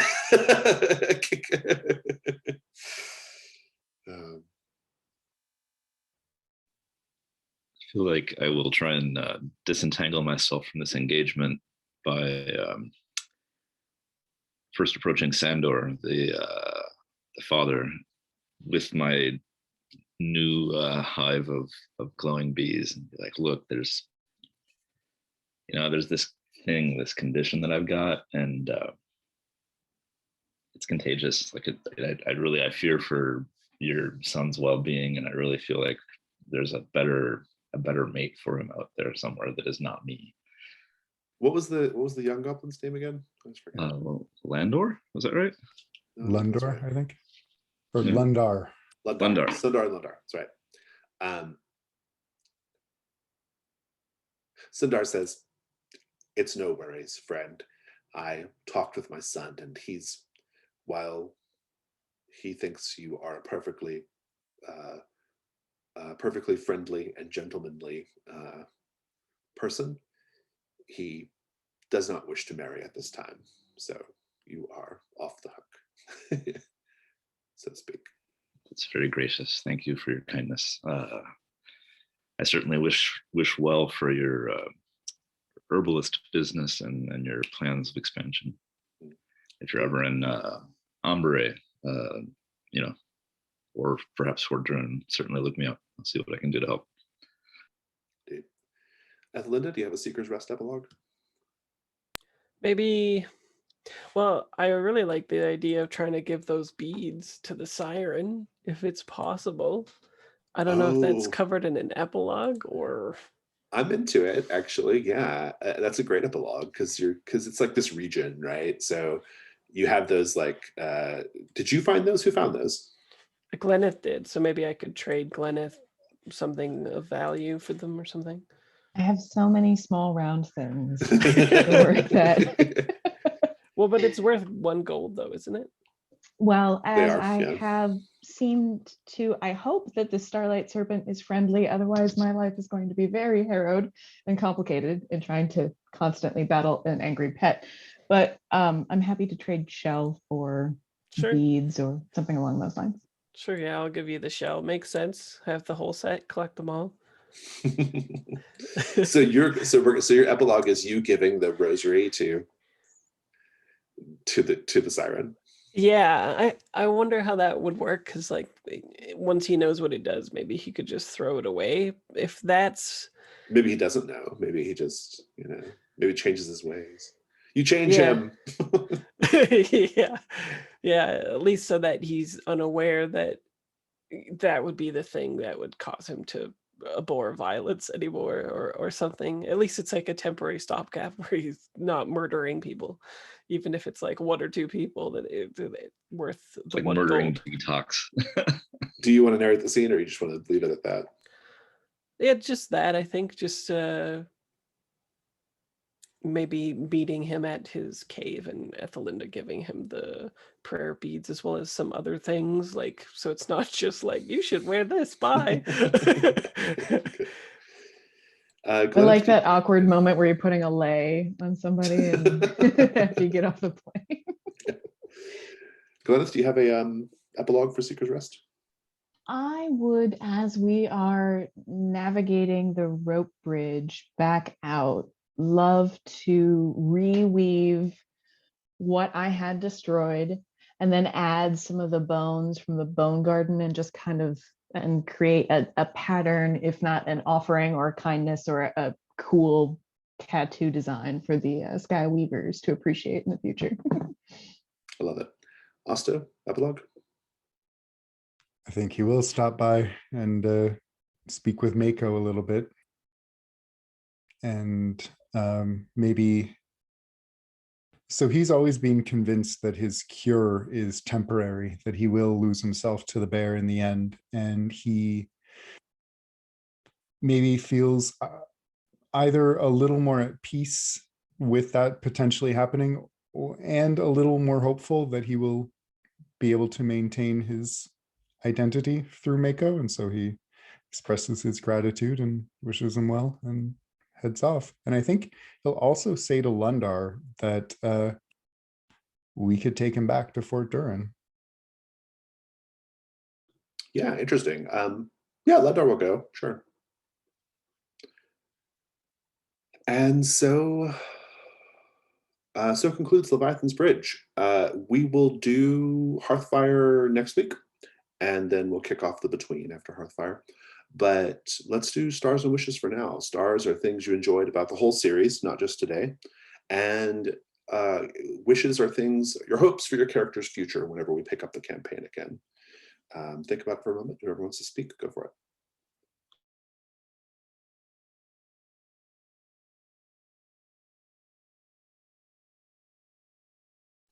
I had a great time figuring out the Centennial puzzle thing, and I really like tying backstory into what's happening now, and I thought that worked really well with the question. I like giant epic kaiju battles, and I like the irony of me being at 5 ruin, so acting a lot more trepidatious, but then as soon as I have an opportunity to further the drive, then I'm just like, whatever.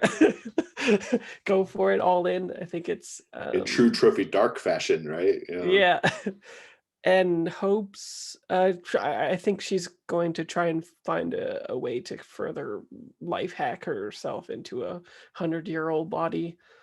And I love that I love that dimension of the character. I think that's so great. It resonates, like it's a cool aspect of the character. Yeah, and I'm thinking, because it's so, you would think it would be locked into the experience that a mind has had for 100 years, but it isn't. That there's got to be some sort of like a higher power behind this arbitrary rule or something like that I'd be interested in finding out. Yeah, that's great. Who'd like to go next for Stars and Wishes? I can go.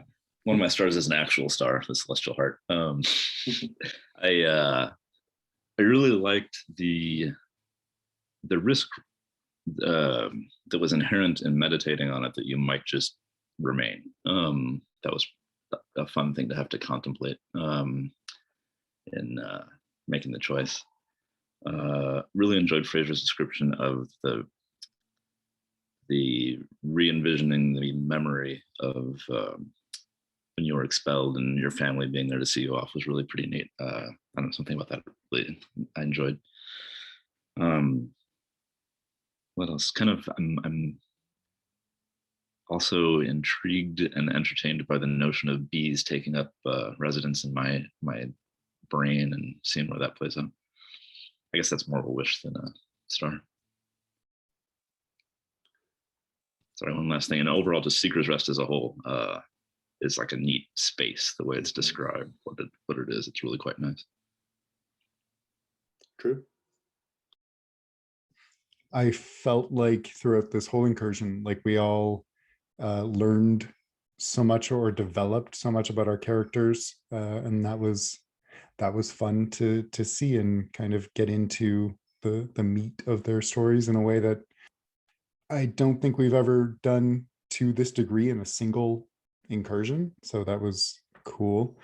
Star also to the bee infested Korkaluk and describing waxing over the memories and the way they interact. That really, really neat. And I really like Gleneth. She's a fun addition to the group and a neat little dynamic there with everyone. So that's been fun.